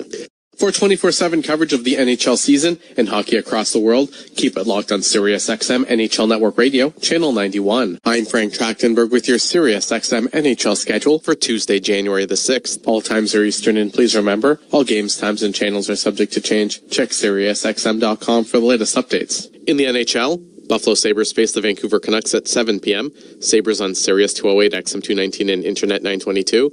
Canucks on Internet 948. The PGA Tour comes to life on SiriusXM. It's your destination for everything on the tour. Hear live hole-by-hole coverage and expert analysis. PGA Tour Radio, SiriusXM 92. Former NHL head coach Iron Mike Keenan came on the morning skate with Scott Laughlin and Gord Stellick for SiriusXM NHL Network Radio, and he was asked about the long Alexei Kovalev shift during his time in New York, and he shared his side of the story about the skilled offensive talent that was Kovalev. The Alexei Kovalev shift. I've heard 7 minutes. I've heard 9 minutes. Hey, you stay out there. You kind of figure it out. Describe to us what went into that. How long was a shift? Certainly Kovalev was a talent, that's for sure, but he was a bit of an enigma. Super talent. Yes. And talented people sometimes are elusive. And Alex, I try to explain to him, you're getting 20 minutes, and I don't want the shifts to be 1 minute, so you have 20 shifts. I'm going to give you 40 shifts at 30 seconds so you can build the intensity up. Understand? Yeah, I understand, Mike. Goes out there. Of course, it's a minute and a half. I said, now, Alex, the guy that's supposed to be playing behind you just missed his shift because now we're going to the next rotation. You're out there for 2 rotations. Okay, Michael. So, again, next thing, does it again. So I said, oh, my God. So I said, okay, guys, this time when he comes back to the bench, he's now going to overextend his shift. He's going to be a little tired. Don't open the doors. He comes over and I said, get out. He thinks I love him now. Get back out there, I said. So then he comes over again. And now I said, guys, he's going to want to climb into the bench because he's done. I said, when he comes over, puts his leg up, push him back out. And they pushed him. But now they are laughing on the bench. This is in New York City. Right during the game. Back there. So Alex figures it out. He scores a goal in the middle of this shift. Wow. He gets himself a rest.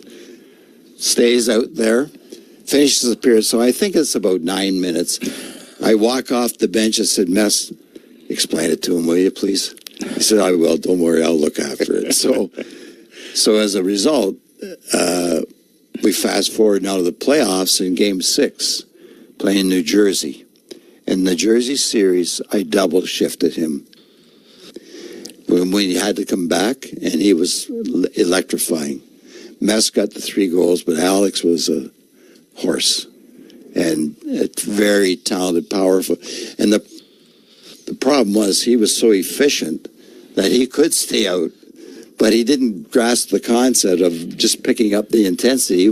You could see him. He could dangle and hang on to the puck, and nobody could take it from him.